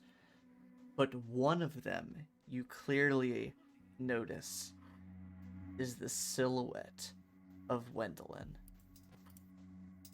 You see her hair looming out over her shoulders, unlike everyone else. And immediately Ithranel says, "Oh, those are essentially my hired security for events such as this. I don't like putting myself at risk, so if you would please turn off the light." Sure, boss. Thank you. Light turns off. Killian, you watch as sort of these shadowy figures sort of change their placements just a bit, shift around. Jesus. Wendell's thinking, God, this is like that alley. About to shit myself. In the brief moment that we were able to see Wendelin, can I establish a mind link? Oh man, let me look at the criteria for mind link real fast. 100 Oh feet, no! baby. 100 feet and somebody I can see that can understand the language. Also, as a note, Logan, I needed every single one of those people to roll a Constitution 15 saving throw or be blinded. I mean, I For guess 1 you minute. have the option of not blinding them, I guess. I did have the option. I chose. I chose violence. Oleg literally chose violence. The balls on this dwarf, Oh dude. my god. We'll say with I'll divide them up. Here's what we'll do. I'll make this very interesting. Everyone else and Wendelin. You said a Constitution saving throw? Yeah, Or oh, I dropped the die. that's how you roll it sometimes. I right? dropped the other die. Constitution Sounds like for it's the used other right. guys, that is an 11. They're blinded. Yeah. And Lit. Wendelin, I'm not going to say. Okay. Well, they're blinded. And for 1 minute. yes, Cornelius, you successfully establish a mind link with Wendelin in that brief moment. Hey, Logan, do you up? need Wendelin's character sheet or anything? If you want to send it to me, feel free. Otherwise, Okay. Like- I haven't updated it since. Did she have a last lot of hit update. points? Jesus. Yeah, she has 1,000,000 hit points, Travis. Are you sure? Yeah, and she has a +10 to all of her saves and checks and everything. She's a god. Didn't you know? But yes, Cornelius, you establish a link with Wendelin. The light is turned off per Ithranel's request. For at the very least, Varian. Ithranel is maybe Oleg didn't notice, but she stared daggers at Oleg when that happened. Like, not maybe daggers is a little too forceful. She noticed him, like noted, targeted, marked him, of like, all right, might be a problem later, kind of thing. That happens. She calls him out. Oleg, Ithranel calls you out and tells you, thank you. But It was just for your protection. I'm sorry. thank you very much. I appreciate it. She moves on. I think actually we back up to the top. Killian, it was fully revealed to you for a moment, these figures lurking. You definitely clocked the silhouette of that matches Wendelin and the other figures. You see that they move and shift their positions from where they were just noticed. But Yeah. is there anything you would like to do while you're up here? Is there any way I could make my way to Wendelin? You sure can try. Alright. Make a stealth check for me. Oh boy. This bitch has I a don't think whole she's- fucking army in the rafters. Okay, for 6 protection. people. Oh, is it only 6? It's only Oh, 6. I can kill Yeah, them then. That's fine. No, there was a solid 400. Just Okay. I was in just the raft. imagining a bunch of Really? people. If Nah. it's in a 30-foot radius, I don't care how many they are. Exactly. I can do what I want. Fireball. 27. Destructive if they wind. could survive one round and then stunning strike all of us into oblivion. Alan, I am going to be dead ass honest with you. You just Okay. rolled a 27 stealth check. Yeah. I rolled a natural 20 perception check, which still only amounts to a 23. So you, Incredible. before you even realize it, you are mere feet. And you look up and see the silhouette of Wendelin. You see her dark leathers, her darker skin, her larger hair. Against everything. The only way for you to be able to talk to her is if you talk to her with yourself. Yep. RP do with it. yourself. Please do it. So Sorry, I awesome. imagine Killian, you're kind of in a unique position. You're literally Killian.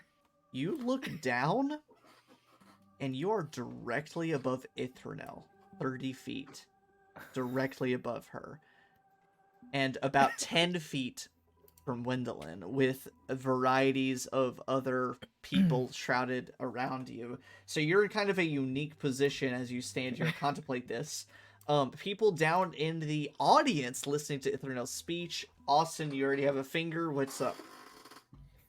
With my freshly made mind link, I'm gonna say, Wendelin, I don't know why you're here, but if you're here with Ithranel, you need to know she tried to kill Varian.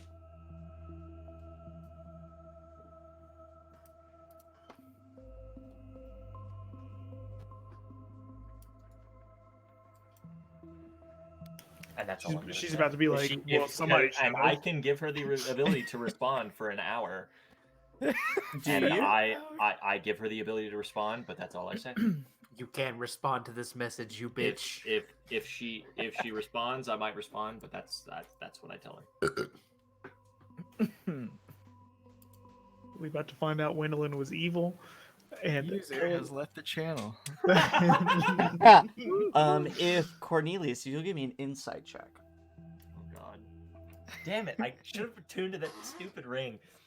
It's okay. I need the armor and I can't get the gloves off, so 22. Yeah, hang on. Let me make sure. Insight, yeah, 22. Wendelin says, hear what Ithranel has to say. But there is a twinge of doubt, hesitation, something in her voice. What? Speaking of Varian, seems to have done the trick. Otherwise, it wouldn't have had much of an effect.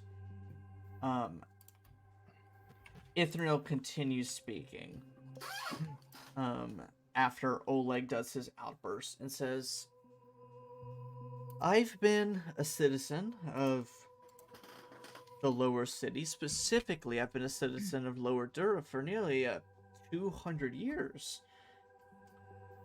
You know, if I were 3 feet shorter, I'd consider you all family. And gestures to sort of the Boromar clan standing there. And, you know, they all chuckle. She lets out a Oh, laugh.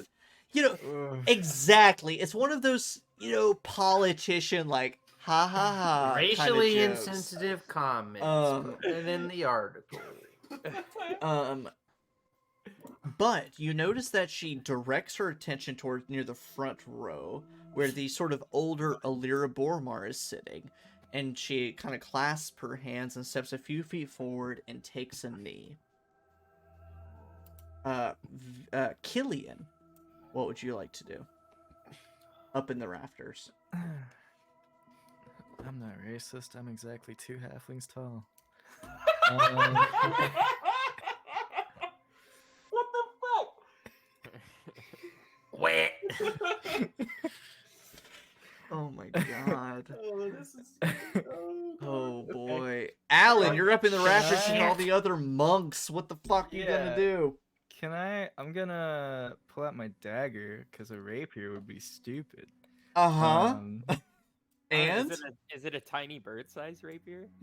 a tiny dagger. It's a little pin needle. yeah, it's one of those Needle from push Mario pin Kart things. games. Yeah. Um, Gillian is 6 inches tall.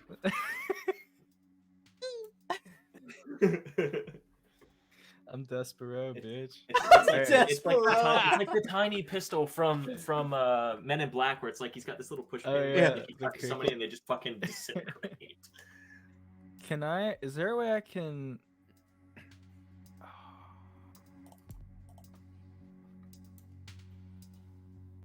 Can I hold my knife to her, like, kind of like holding an action of a sneak attack? Well, not a sneak attack. I guess I'd have to do Well, you're still. my insightful fighting, I mean, and then hold an action. Have they seen him? If they haven't seen you, then you're sneaking and attacking. You can have. Well, I sneak want attack. to. Do you want to threaten her from the shadows? I want to go up to her and like hold my knife up to her and like say, "Nice to meet you, Wendolyn." Nice to meet you, bitch. All right, before we No, get wait, to that, Wait. What Can you I- wanted to say Can was I nice. whisper without everybody Nice else to meet you, yeah. up on Nice the to meet rafters you. noticing? we sure can start knife to meet you. First off, I got a shout out to Platypus 9068. That's my friend Ian. Ian. Hey. I didn't expect that call outs, my friend. You might, in passing, this is both to my players and people at home, I referred to something called my Thursday night game. So, We know of it. here's about to be some real Logan lore. Ian has a nice beard. Buckle up. Ian Wait. has the best beard. Can Ian bring me brisket? Logan lore. As you hopefully know, I stream a second D&D campaign on Friday nights, Shadows over Driftchapel. It involves friends Daniel Buchan, Bradley Mitchell. Yes, move to Columbus, Travis. Please move to Ohio. It's really go Bucks. If you teach me how to grow a beard as nice as yours, Ian, I will move to. There you Columbus. go.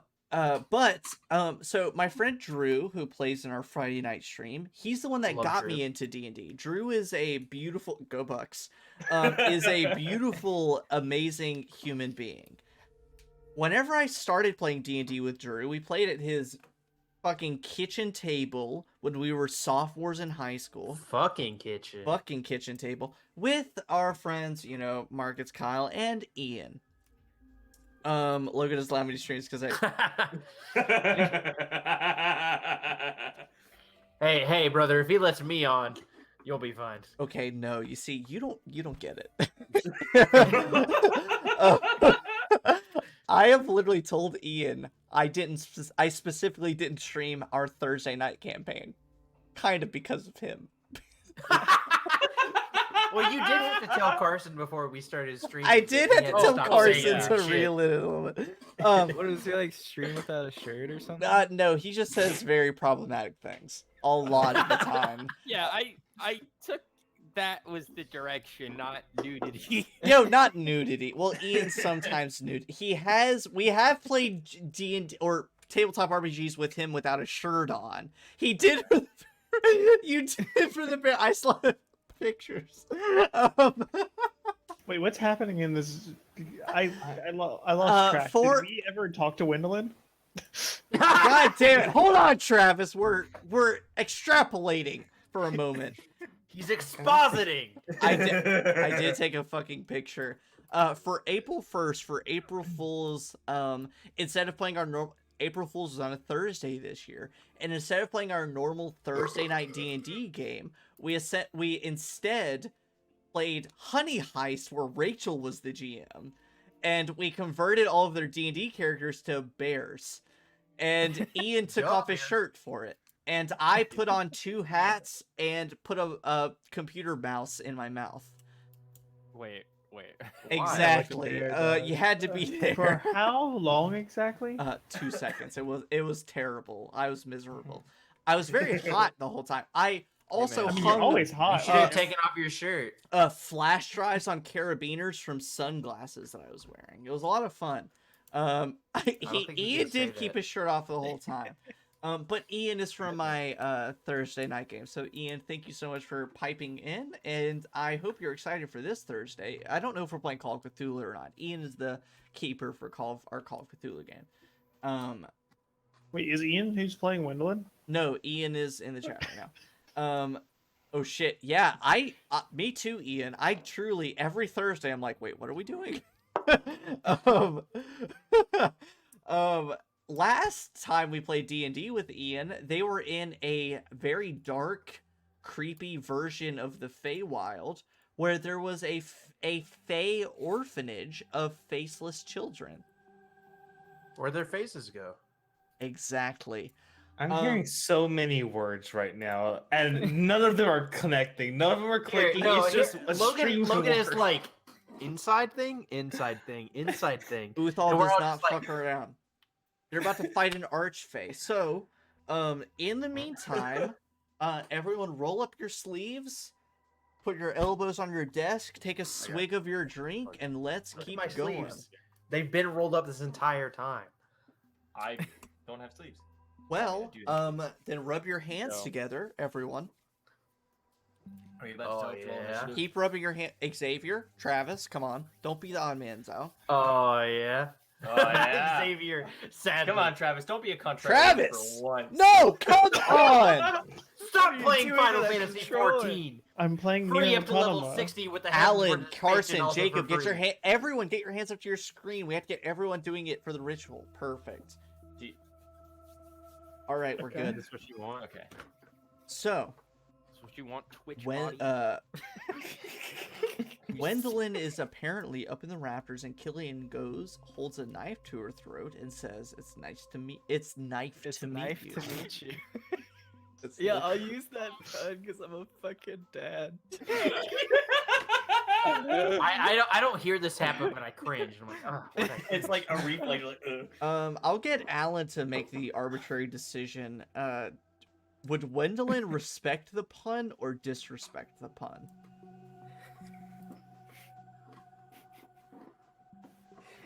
Yeah, she'd say, in any other circumstance, I'd probably high five you. But not now. All right, so make Yeah. an intimidation check at disadvantage. Wait, Wait, if she respected the pun, would it be more an advantage? Haha, I'm scared of you. That's funny. Wait, does she respect the pun? No, because you just said in any other circumstance, it's nice. she respects the pun, but like Oh, this is oh, a oh. dire situation. No, kind I of thing. think That's yeah, my I think guy. like she does respect it, but like because it's happening to her, it's like she still respects the joke objectively. You know what I mean? Fine, just roll a straight intimidation check. Fuck the advantage and disadvantage. Just straight intimidation. Fuck it. That's what I like to hear. Fuck it. Fuck it. Fuck- fucking 16. advantages. 16. Also, the character sheet I showed you is I haven't kept up with it. I think it's still about level 8. That's fine. That's fine. That's okay. She's done nothing for the last couple except for be evil. Who knows what she's been doing? We don't know. I that don't she's know why she's evil. up there. Oh my Finds gosh. out that Wendolyn's like level 15 now because she went on some like crazy training regiment with great Yeah. sword guy. She's in a pyramid scheme. She got real. She got. Yo, wait, are you telling me if I join a pyramid scheme, I get to level up to level 20? Shit. All those girls that went to high school That'd with be a were really, right. that'd be a really funny D&D campaign. It's like if you side with the bad guys, you'll reach level 10 immediately. However, wait, are warlocks just people that joined a pyramid scheme? yes, Yeah, There's exactly. there's Yes. 100% an No, li- actual like subreddit or there's Oh, a Reddit thread on that. Yeah, without revealing too much, in Fantasy High sophomore year, Brennan does introduce Yeah, the idea pay of money to get abilities. That's it. Oh, that might have been it, warlock yeah. multi-level marketing. Yeah. hate I love Oh, that no. concept. I'm in love with that concept. I So just- Have you Despise heard it. of my deity, Mary Kay? It's basically, dude, Cutco? paying money to get abilities, that's basically Acquisitions Incorporated. absolutely, I desperately want to run. Anyway, wait, that's. Ugh. You can tell it's So, getting too late in this Killian, session. Killian, Alan, Killian, Yeah, Alan, Al. Killian. yeah. Gwendolyn whispers back to you and says, Donkey. "You're not gonna kill me. No, this is here. Patrick. You're not gonna kill me here, so that's a vague threat. Listen, we're not here to Damn, she's harm. right. We're not here to harm. We're making sure she stays safe. That's it. She listened to what she has to say.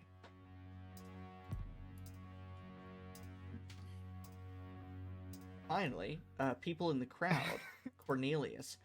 Cornelius with this will be the last turn, or it's not necessarily combat turns, but just vague moments of time. Your last moment of your ghostly gaze. Killian is within stabbing range. He's within melee of Gwendolyn. Ooh, actually, Killian says, "I've killed before. Have you?" Oh man! Oh no! So you say that. And Wendelin hasn't killed before. There you go. Well, she hadn't killed. At that Yeah. point, Yes. so with that, Cornelius, you detect Killian is within stabbing range. Gwendolyn. Gwendolyn responds and says, "Listen to what she has to say." You're on your last moment of ghostly gaze. The frog amphibian creature beneath has spit up whatever person they swallowed. They are crawling to the edges of the crowd. But the one thing that has really changed is Ithranel has moved to the edge of the stage and taken a knee before Alira Boromar, the counselor. And so and also, if you want to signal, hand gesture, whatever, to any of your other party members except for Spike and Killian, if you want them to do anything in particular, or want to convey anything. I deliberately don't want to tell them that Gwendolyn is up there. 10-4, good buddy. Well, And didn't we also, all even see- when my ghostly gaze goes away, I still have devil sight, so I can still see into the darkness. And the Perfect. Yeah. I would like Didn't to. We all saw that it was Gwendolyn up there anyway. Oh yeah, for the brief. Yeah, Oh, we, yeah, all- that's we all right. saw it was. That's right. Yeah, we all saw it was her. There anyway. was a Gwendolyn-shaped person. I would like to white girl record this this session. By the way, That is a good over the point. crowd. Sure. Aren't you the To crystal make Hold your it more. iPad up over everyone. Yeah, I hate that. yeah. As an influencer, Yeah. Oh my god. Oh man, vlogging. if Oleg had an Instagram. Stop. Oh, That would be God. so disturbing. Let's be honest. another this kneecap. is my friend Tim. I have shot him. He is dying. Say hello to the vlog, Tim. Yeah. I'm just also imagining him in his lab being like, "It is day 23. The head of Tim is still in office with a tentacle in it. Hasn't changed." hashtag just Sharn things. Okay. So yes, effectively, you all. I'm gonna say, because Spike was focusing on his spell, he did see Gwendolyn. Ooh.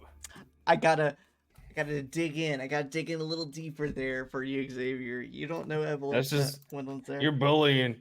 You're I'm bullying me. I'm attacking you specifically. But Cornelius, you specifically do not tell everyone that Gwendolyn was there, but you kind of deduce that everyone except maybe Spike does not, or does realize that there was a Gwendolyn shaped person up there. So if anyone wants to take any effectively action, bonus action, or whatever in this moment, you can. I'm just watching Ithranel as she's Mhm. kneeling. Yeah, I'm just waiting for the mask to come off. Sure. Same. Yeah, as many zooms as my community crystal can Fucking go in. Christ, it's just 2 times, 4 times, 8, 16 times. As long as I can roll. And I yes, will, Austin, yes. At this point, give Squinch the instruction of no sound, stay in the air, stay invisible, stay within 60 feet of me. And he sure And will do that. Eyes open. If you see anything strange, you tell me. The normal thing. Yes. So, Ithranel on this stage in her red pantsuit, white gloves and shoes, on her knee in front of Elira Boromar. After, as a reminder, talking about how the tragedy Sharn has suffered, specifically the Boromar and Dask, and claiming the Boromar as pseudo-family. Ithranel looks Elira straight in the face and says, "You deserve a break. Your family deserves your full attention.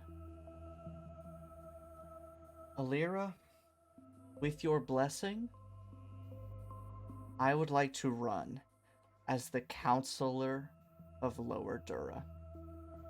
And there's this pregnant pause that falls over the entire theater at that proposition. Does this feel magical? Like she's like doing anything weird in this moment? Ooh! Yep. If you would like, of course, except for Spike. Well, we'll say Spike and Killian. You are excluded for this. Everyone else, if you would like to make an Arcana check. With pleasure. Also with pleasure. 19. That is I 23. 27. No. Nice. Good job. Actually, you know what?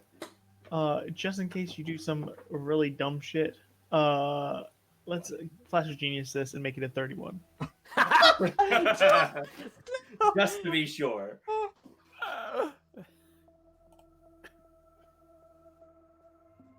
It is to my displeasure that I got a 7. So Would it help at all if this was a spell that I know? would it help at all if it is similar tactics that I use?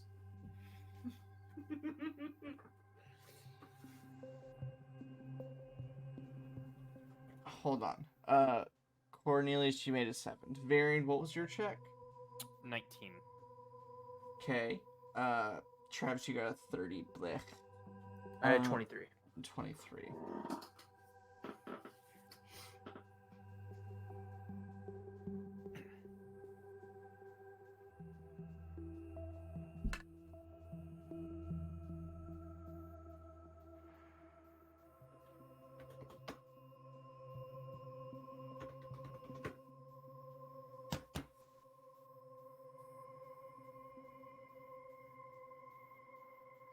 The three of you, Oleg, Varian, Donovan, there is what can be described as passive or ambient magic happening. You know, such as that of a magic item or a long-term magical effect. However, you do not detect any specific things such as charm person, dominate person, things of that nature. It's something that's, of course, different, but equivalent to like the friend spell. Something that's, bolstering your natural charisma or things of that nature. Basically nothing malicious. Yeah, just in, like, nothing a- that's targeted. Yeah. It's But- like passive. Yeah. So she's not casting any spells against Alira Bormar, but she does have some bit of magic surrounding her. She's not casting a spell at the moment. But she proposes, I need your blessings to run for Sharn Counselor. You all quickly see if there's anything malicious going on. There is nothing. Is there anything? And Killian and Spike, I will open this up to you two. She makes this proposition. The entire theater falls silent, waiting for Alira Bormar's response. Is there anything you guys would like to do? I'm gonna handcuff Wendelin to the rafters. To the Yeah. I would like you, Or oh no. Killian, to make an acrobatic check for me. Oh, baby. Acrobatics, okay. The fuck? Oh no. Alan v. Alan. That was I such a know. DM face. I've never seen Logan after you've rolled your very quick face of like, let's see what Alan does. Is Alan gonna Alan? 18? You said 18? Yeah. Wait. Give me a second. Didn't Alan get inspiration from earlier, or have you already used it? You Oh, are I can. you are 30 feet from me. I will use Can Flash you of s- Genius on you. Is that someone you can see? It is, yes. Ooh! Did I Actually, see him? uh, I did see him at one point, though, right? He was, at one point, he has been stealthing very successfully since yeah, then. that's true. Yep. Can I use a point of inspiration? You sure can. Roll it again, see if you get higher. What are you? You're higher. That's 17 plus 5. 22? 22. Okay, 22. I've got to ask because I rolled a questionable number. What is Wendelin's acrobatics at level 8 as you had? Shit. Her acrobatics is plus 11. Oh my god. Baby. Oh, baby. Watch it have been like a 10. And then plus 11 and it just shy. Oh, come on. Killian, you grab manacles, that Manticore. are on your belts. As Wendelin throws up her hands to say, "No, it's not what you think," you throw up your manacles to latch her wrists together.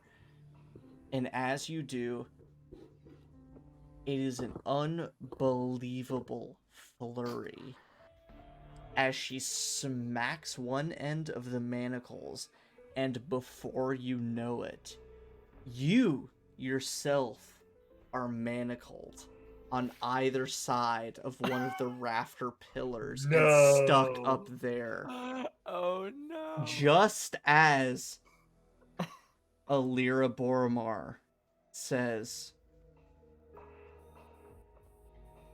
"You have my blessing, Fury. I am too tired and too old for this. Yes, you have my support." And everyone sort of like nods and, starts to applaud until the entire theater, I assume, except for all of you. No, I'll I'll applaud. play along. Okay. People I'll play applaud along. and just. I will look at Ithranel. I made her too good. Yeah. Just almost hoping to got- catch her eye. And Varian, I need you to make an insight check.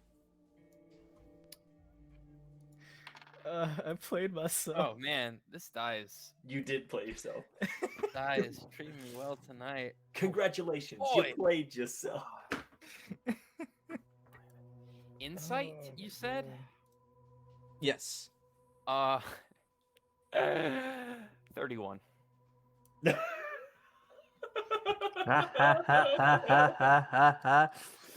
She makes eye contact with you. There's knowing eye contact. Nothing beyond knowing, though.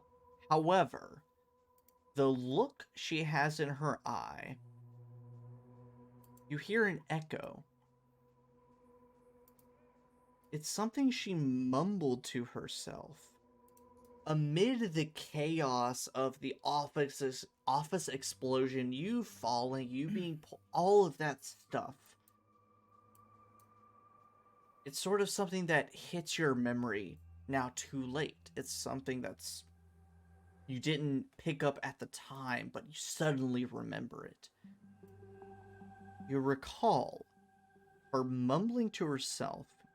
You can see her mouthing it to herself just before you feel the searing pain burst through your body. She mumbles, "I hate getting my hands dirty." And she looks at you. You hear that voice echo through your mind as everyone applauds. Killian, you are manacled against a pillar in the rafters. Everyone sort of stands up, applauds. And she joins the front row, begins shaking hands, and begins celebrating. And then a quick moment passes. She steps back and says, "So, like I said, I was going to try and make this quick. If you all would do me the absolute pleasure. There is a lovely restaurant, of course, supported by the absolute generosity of the Arum. There is a restaurant that has agreed to support our celebration, our reception for such an event. We'll walk together, of course. But if everyone will go upstairs, as it were, to Sanid's in the Upper Central Plateau, we will partake in the best of wine and food and drink and everything you might want, and celebrate such an event. Thank you all for showing up for this. Really, this was just the appetizer. I hope you all enjoy all the food, drink. She glances around, of course, performatively, and says, "It's on the Arum," and everyone kind of laughs and jests. She says, "But drink and eat as much as you'd like. Thank you so much for being here." I have a question. Yes. Is there anything about her mannerism that's like off from how she has presented herself before? Make an insight check. At that Can I do the insight check same? as well. If you would like, make an insight check, anybody. Except for Killian, because he's, I'm not gonna Can I get insight. something off my 31? With the Bormar person, the lady Bormar, because they shook hands or something, right? They touched in some way. Roughly, yeah.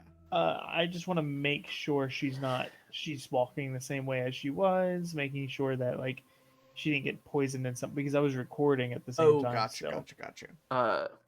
Are you being super obvious about recording? Yeah, I'm like white girl, like That's what I thought she meant by white girl recording. That's like almost on stage. Yeah. I rolled another nat 20 for a 30.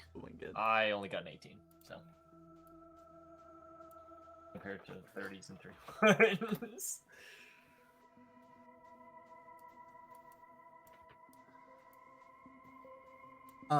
Handful of things. So Cornelius Donovan, you got super high. Oleg, with your recording and general check, nothing malicious seems to have happened. Cornelius and Donovan.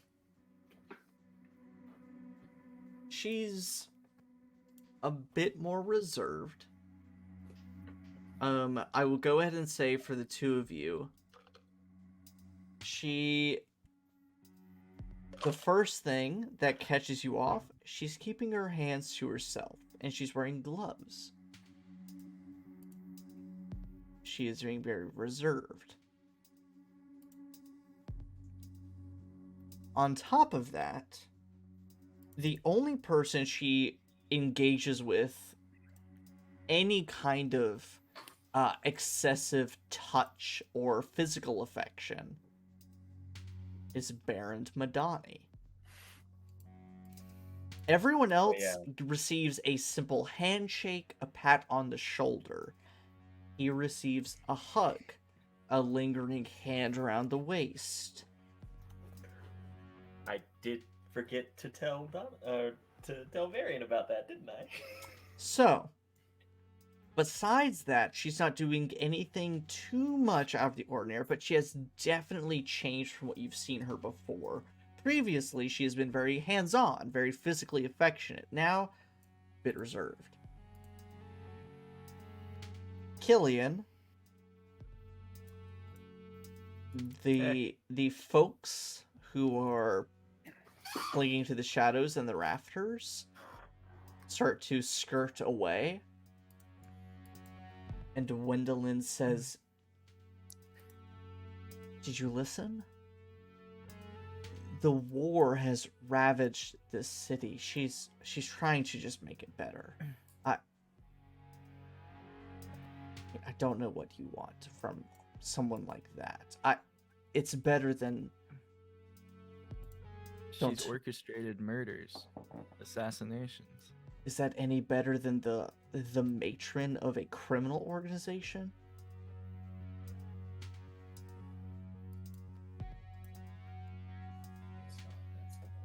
And at this point, she slips away and Steps away. She shadow steps away and leaves you to deal with your manacle situation, which, of course, easily you're able to do. But you're left with that lingering thought. Damn it. Better than the matron criminal organization. You No. said there's like really a very stumped you. passive, there's like a passive magical aura around Ithranel. Yes, either from hard to tell, just from just a Arcana check, but either some kind of magical spell that's been cast on her that's long term, similar to mage armor or something like that lasts several hours, or a magical item that has a long term effect. Either one. Can I? I have a Before- question after Alan. Before Gwendolyn leaves, could I have?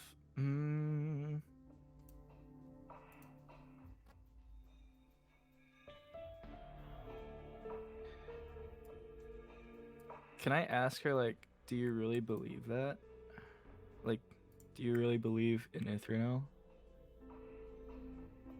And as I'm asking, can I use insightful fighting?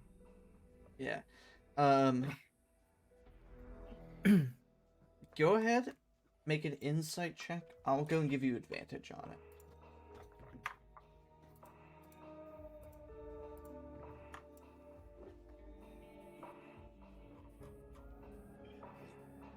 Uh, 29. I will go ahead and say,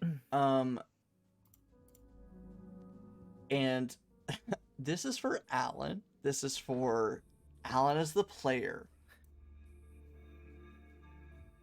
This feeling is a Gwendolyn specific.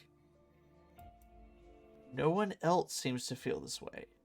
Gwendolyn specifically is torn. Ithranel wants very good things for the city. Says she wants very good things for the city. And is willing to do what other people won't. But there's also the consequences of doing what other people want. And so there's that Wendelin specific battle that you would maybe not have picked up on from everyone else.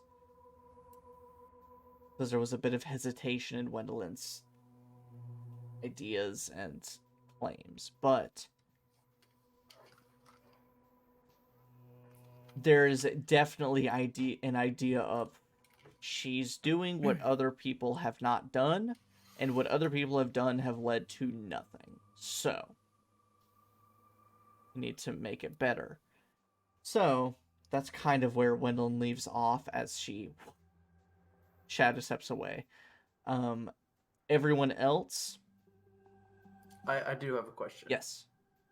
If I cast like a spell that's like not malicious, like not a spell that does damage or anything, would that be like a spectacle? Probably. Depending on what it is. You know, if you cast Prestidigitation on, like, oh, let me clean you up. But if you're casting, like, hey, let me mark you for tracking. No, it's nothing like that. If I was to say, try to dispel whatever like magical effect that she's got going on right now, would that be a thing where people would instantly be like, "Get down, Mr. President"? Possibly. What if could I make some kind of like sleight of hand or deception check to like mask that? You sure can try.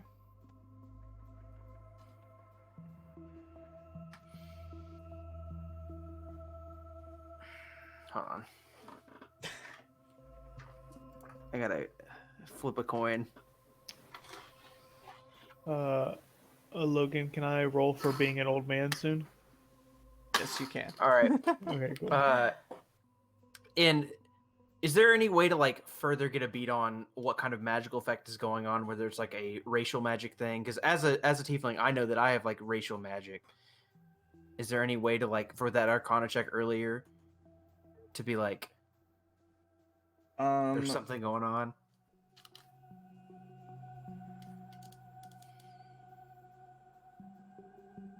It seems something that's more latent, like an item, not an effect.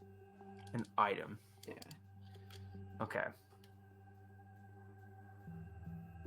And there wouldn't be any way to analyze that unless I got closer, right? Correct. Unless you So physically were able to touch and manipulate the item. cool. I'd like to go shake her hand as this is happening, so Okay. I can get a closer look at what is happening, like what kind of thing she has on her person. Okay, make a perception check. Can I do an investigation if I'm up close and like shaking hands or something? Oh, yes, trying to analyze what is magical, what might not be, sure.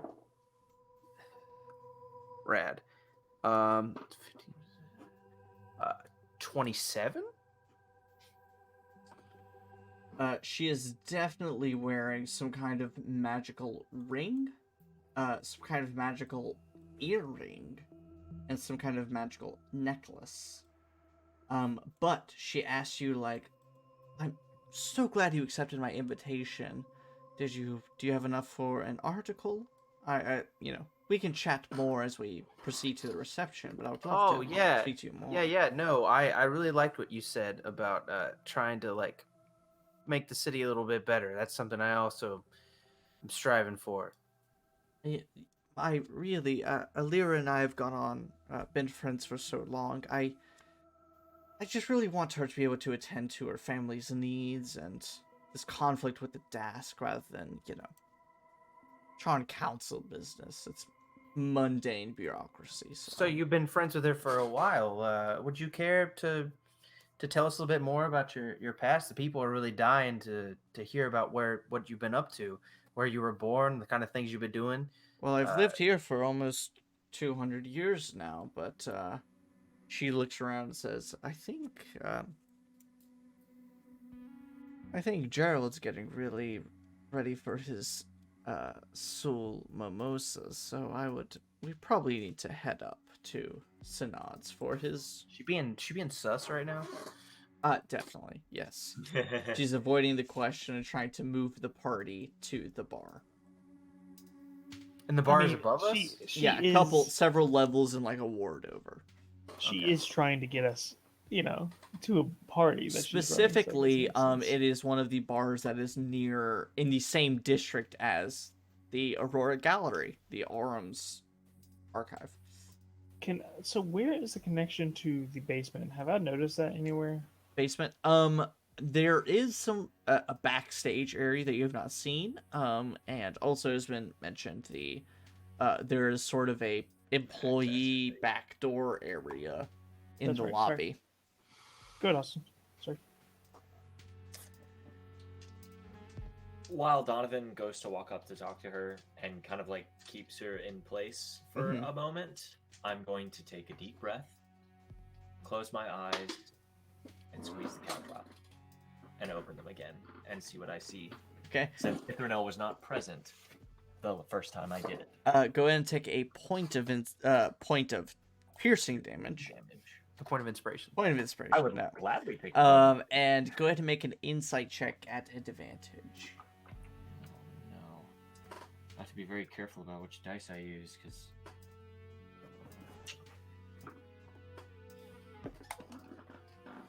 Okay.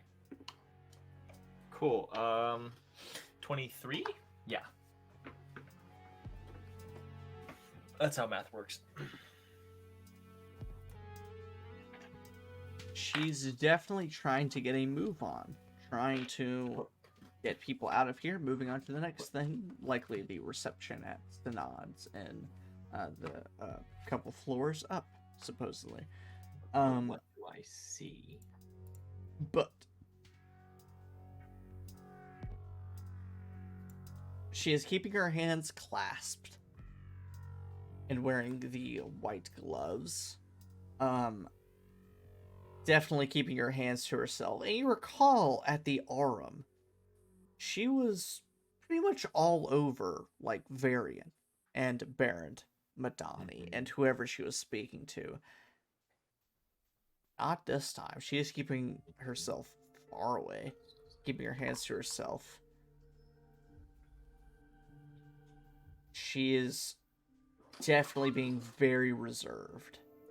Trying to keep quiet and keep things to a minimum. In the gallery, I was seeing like kind of like a darkness over people and light that would not shine on them. Do I see anything unusual? Anything specific to this kind of like meditation state and not just She is radiant. She is beautiful and gorgeous and glowing. Is there, while I'm shaking her hand, is there any magic that's reminiscent of what Gav had magical item wise on his person? Make an Arcana check. Ooh, that's good.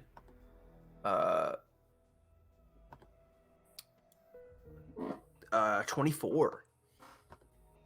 Yes, actually. You notice as you shake her hand and start to look her up and down. Respectfully, of course. I am looking. It's this weird moment of, as you shake her hand, the sleeve of her suit jacket touches your hand, but the material isn't right. And it's this sort of domino effect. She's using some illusory magic to make her attire appear as beautiful as it does.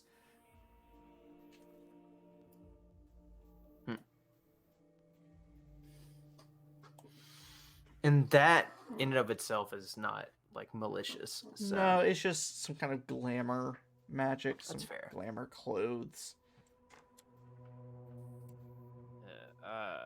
Is there anything weird about her gloves? As I'm like shaking her hand. They're real. They are real gloves, real white gloves. So is everybody starting to like move out? Yes, definitely. People are ready to have their Sunday evening mimosas and drinks. Cool, and they're moving like as a group. More or less. 'Cause a lot of them seem to know each other. I'd like to pass by Ithranel on my way out and just say something. Okay. Cool. As I pass Spire, and I guess everybody's just kind of mingling on their way out the door. Just wonderful speech. I quite enjoyed it, and I must say thank you for your help and attention the other day. Without making... Circumstances especially. I know how much you hate getting your hands dirty. And then I just keep walking. She doesn't make eye contact. You spit in her hand. Continues making her way forward. Doesn't respond in the slightest. As if she didn't hear it. But you know she definitely heard it. When he's talking, Yep. Can I use my earworm to listen into her thoughts?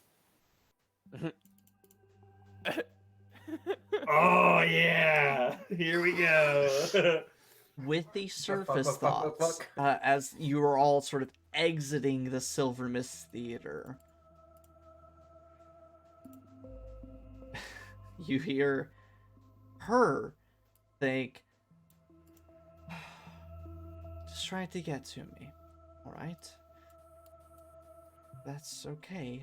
We just need to get to Sneeds. We'll be okay. We'll be alright. Little rat trying to get to me. And she's sort of doing almost like a mantra, repeating to herself like, this rat just, nope, won't let it get to me. Would you like to pry deeper? Clearly got to her. Yeah. Yeah. Here we go, boys.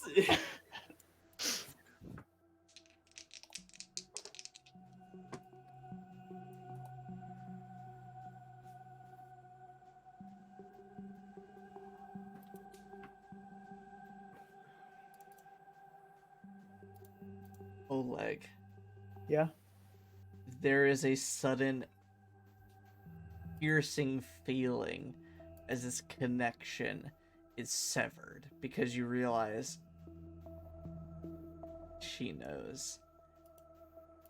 And you feel her stride up next to you and say, I truly hope you get to tell your family about all of, my campaign, so to speak. That's, sickening calling it that. But I hope you get to tell them I would really love any kind of support I can from the dragon-marked houses. I bet you Of would, course. bitch. powerful. I'm happy you know how powerful you are. And I'll look her in the eyes. Oh yes, I'm sure nothing can shake you. Nothing Terribly at all. powerful. I'm very happy that you understand that I've been to jail once.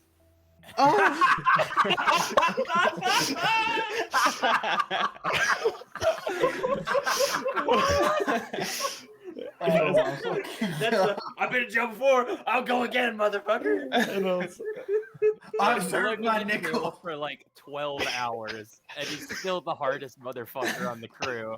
Not even jail. It's like a holding cell, basically, right? yeah, basically just the holding still. and I'll say, and I can get out again because it's the enforcer of the Kindred family. Absolutely, yes. It's so nice to speak to you. Thank you for your Great, time. wonderful, lovely. And you both awkwardly walk away from each other. You, in somewhat of a loose fashion, make your way a few districts over toward Sneeds. I do want to ask something before we leave. Sneeds is a absolutely lovely restaurant. I That's have one question before we leave the theater. yes. What is it? Did anybody that joined us, like with keen mind, and I can make a check if you need me to, like intelligence or something, did anybody that went in the theater not leave the theater? Because after Cornelius said something about a monster or something being downstairs, did anybody like disappear from the crowd downstairs? No one disappeared. but there is an extra person. There's a woman heavily scarred, almost like burn scars. Absolutely no hair, completely shaved head. Definitely lower Dura type. Human. Who is amid the crowd that definitely doesn't match, and you don't remember her being there before. She leaves along with you. Have I seen her anywhere before? No. Okay. I make note of that. Okay. Effectively, you and the crowd of 30 plus people emerge from the Silver Mist Theater to go enjoy a beautiful reception at Saneed's a few districts over. The literal top ranked liquors and wines in the city. Amazing food, beautiful reception. However, it's up to you all whether you join and convene there with Ithranel and all of the Boromar clan and whoever is supporting her in this venture. But for now, for this week, we will stop there outside of the Silver Mist Theater to see where you go, what you do, and things of that nature. So, thank you guys for playing along. That was... When I analyzed the poison that was injected into Varian's neck, was I able to find out how much that cost? A lot. To give perspective, like Arum coin, a lot. Like thousands of gold, a lot. Cool. So, effectively, you guys will be able to do whatever you want, or go to this reception and spend time with all these people that Ithranel's rubbing elbows with. Maybe find Wendelin again, whatever it is. We'll talk about that more in the next session. So think about what you kind of maybe want to do. We'll kind of go from there and see what happens. Alan, thank you. That was wow. Yeah, and I think you played Wendelin perfectly. Of just like fucking greater good. Sorry. Man,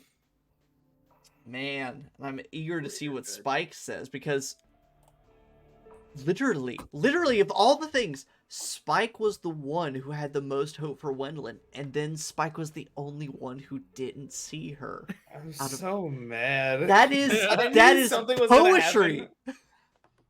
I knew something was gonna happen. You were like, you gotta make sure if you focus on this, you get see nothing else. And I was just like, fine. Well, because I'm like, I if you're knew it. waiting for something and you're concentrating, I was like, you gotta, like, that's what you're doing. Like, you not be able to do anything else.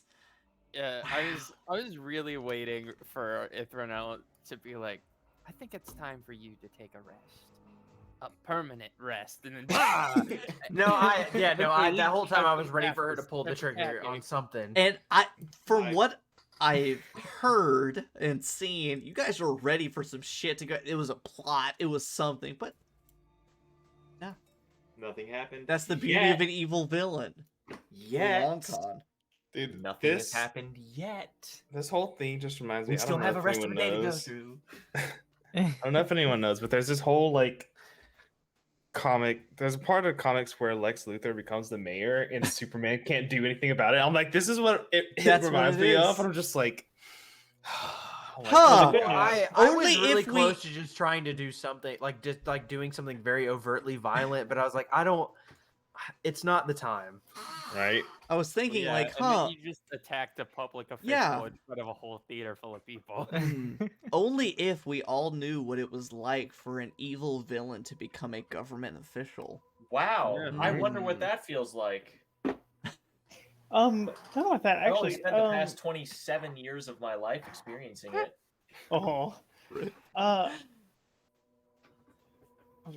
how much poison exactly did I extract from Varian's neck?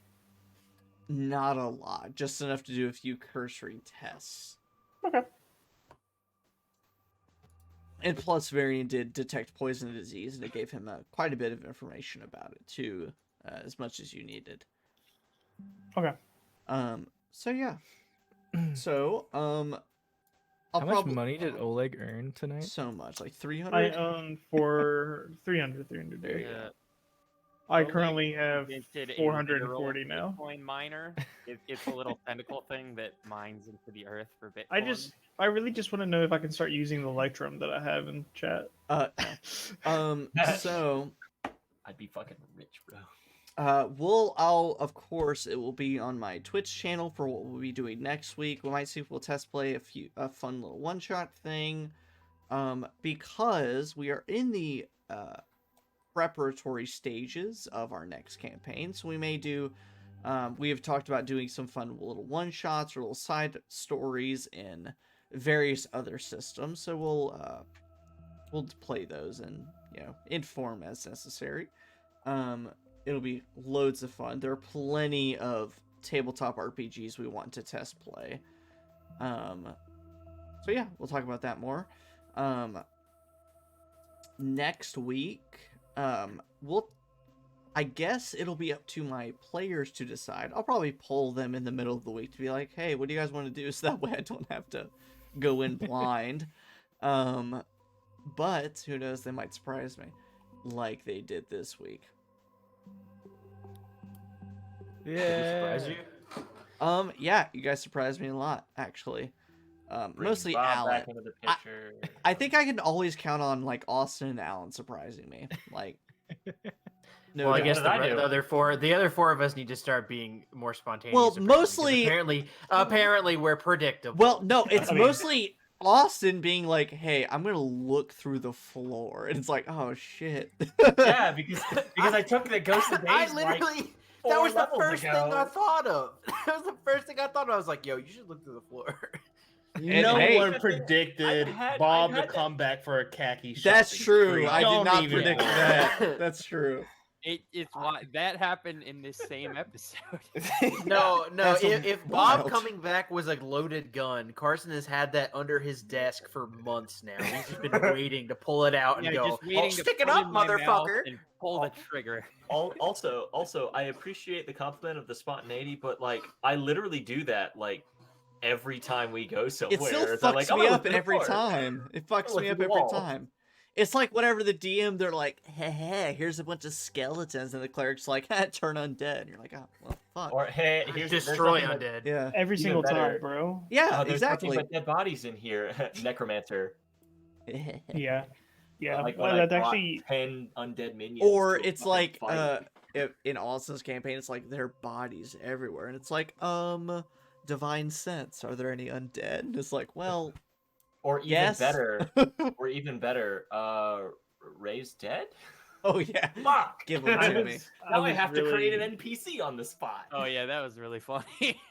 I was really mad about playing. I'm DMing Curse of Strahd, and there was a certain room where like 7 specters came out of nowhere, and my cleric was just like, "Oh yeah, I'll just destroy undead." And you're like, well, and I was like, yep, you do.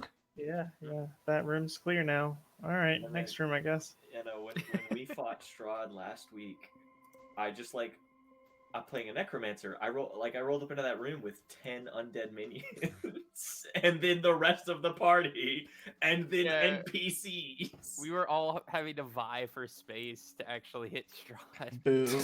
and I was Walk on the ceiling, easy forehead. and I used the fucking undead. I was just like placing the undead minions around to kind of like fill space and try to surround him, and it ended up working out really well because apparently we were supposed to spawn shades in empty space within 5 feet of us, and there was so little space in the room They because of my undead minions they couldn't spawn. Boo. You can find room as a DM. Let me tell That's you. true. Oh, they Find did room find. everywhere. Aaron did find room next to There's me. an inch of space. Something. No. So I have the hiccups. I can't. Oh yeah, I need to go to I'm sleep. dead. Travis's old man. Xavier's old man. We're all old people at this point. Speak for yourself. We have been streaming I for look 4.5 hours, which is 4 hours 45 minutes, which is impressive. And of course, Hannelore appears at the very end of the stream. So yes, next week, same time, maybe not Sharn. We'll chat very fast after. Keep tuning in to see what is in store for our lovely players here. This Friday, Shadows over Driftchapel, they're going to be doing some investigating stuff. It's going to be loads of fun. Check out my Patreon for the Ghost Blood Sorcerer, and hopefully next week for a fun one-page RPG involving rodents. Besides that, thank you to my wonderful players for playing this week. This campaign is not easy, so thank you for your participation. Gotta put you through the ringer all the time. I'm having a ton of fun every time. And we'll see what's in the basement. That's the other problem is, are you gonna stop where you are, go to the reception, or figure out what's in the basement of the theater? What's in the box? What's in the It's gonna be box? so funny if I- it's just It's a gambling ring, Thornell's dude. being controlled by a giant frog. Like that's That it. would be- That's the If entire. Thornell is just a giant frog. I put two and two together after the fucking frog spit it out. I'm pretty sure it's just a fucking gambling ring to see how long people can last. I when the thought frog's out. frat initiation. That is even better. That's even better. Yeah. That's a good one. Well, if it was a yeah. Boromar initiation thing, then I would You probably. gotta You would get know. swallowed by the house frog behemoth. Wait, is that it? Is that what it is? You have Do I no know? idea. You gotta talk to Cornelius. So on that We'll talk note, about it on the way there. thank you guys for sticking around. Thank you, Hannelore, for popping up at the end with your amazing emotes. You always make me feel good with your virtual hugs. Gosh, I don't think I have anything else to add. Check out my Patreon for cool tabletop RPG stuff. I'm gonna be posting on the DM's Guild for other stuff. True. I'm gonna be posting on Drive-Thru RPG and DM's Guild for some cool things here in the future. I think that's it. I guess because I didn't do it at the beginning. Xavier, what do you have to plug? You and Victoria did a cool Resident Evil stream. Yes, I- we did. We had so much fun playing Resident Evil Village. We're going to be playing it again later this week. It gives me I so much haven't- anxiety. Like every time I look at the screen, I'm like, oh nope. All right, I'll just go back to playing whatever game I'm playing. It's so good. It's so good. But yeah, we're currently playing through Resident Evil Village. We're having a lot of fun, and we are being super scared and also being like super into the hot, tall vampire women. And it's just like, How are you not? It's so many emotions. It's like a roller coaster, and I love it. It's so much fun. I appreciated. It was might have been. Okay, I'm gonna be 100% honest. Mm-hmm. Mine and Rachel's sleeping schedules have been truly doo-doo the past several days, so I don't know what day is what. It's Monday because we're playing Eberron. Other than that, I have no idea what day it is. The other day, whatever day it was, I really loved that whenever you introduced Veronica, she was like, hey, so if you're a girl and I matched with you on Tinder, I'm really sorry. It fucking cracked me the fuck up. Oh man, it was good. It was good. It was very good. Yeah, that was Sunday. But yeah, we're playing again Wednesday. Rad. I have to tune in for Oh, that. she's joining you again? Mm-hmm. Wednesday at 8. Awesome. It was super cool. Super cool stuff. What did we not hot exactly? Like what can anytime you know? Truly. Rachel was listening to The Witcher, one of the books. I think one of the first books. The first one, they say. And the story evolved into like Geralt turning over the body and finding 2 bite marks in the neck. I'm like, nice. Vampires. Yeah, I Yeah. can't wait for Geralt to fight the large mom. Right? Geralt to fight the vamp mommy. That's a porno waiting to happen, Carson. Isn't there an entire DLC for Witcher 3 that's about that? Definitely it has to be. Yes, Well, shout out there's to a Silent scene Place. where Geralt has sex on top of a unicorn.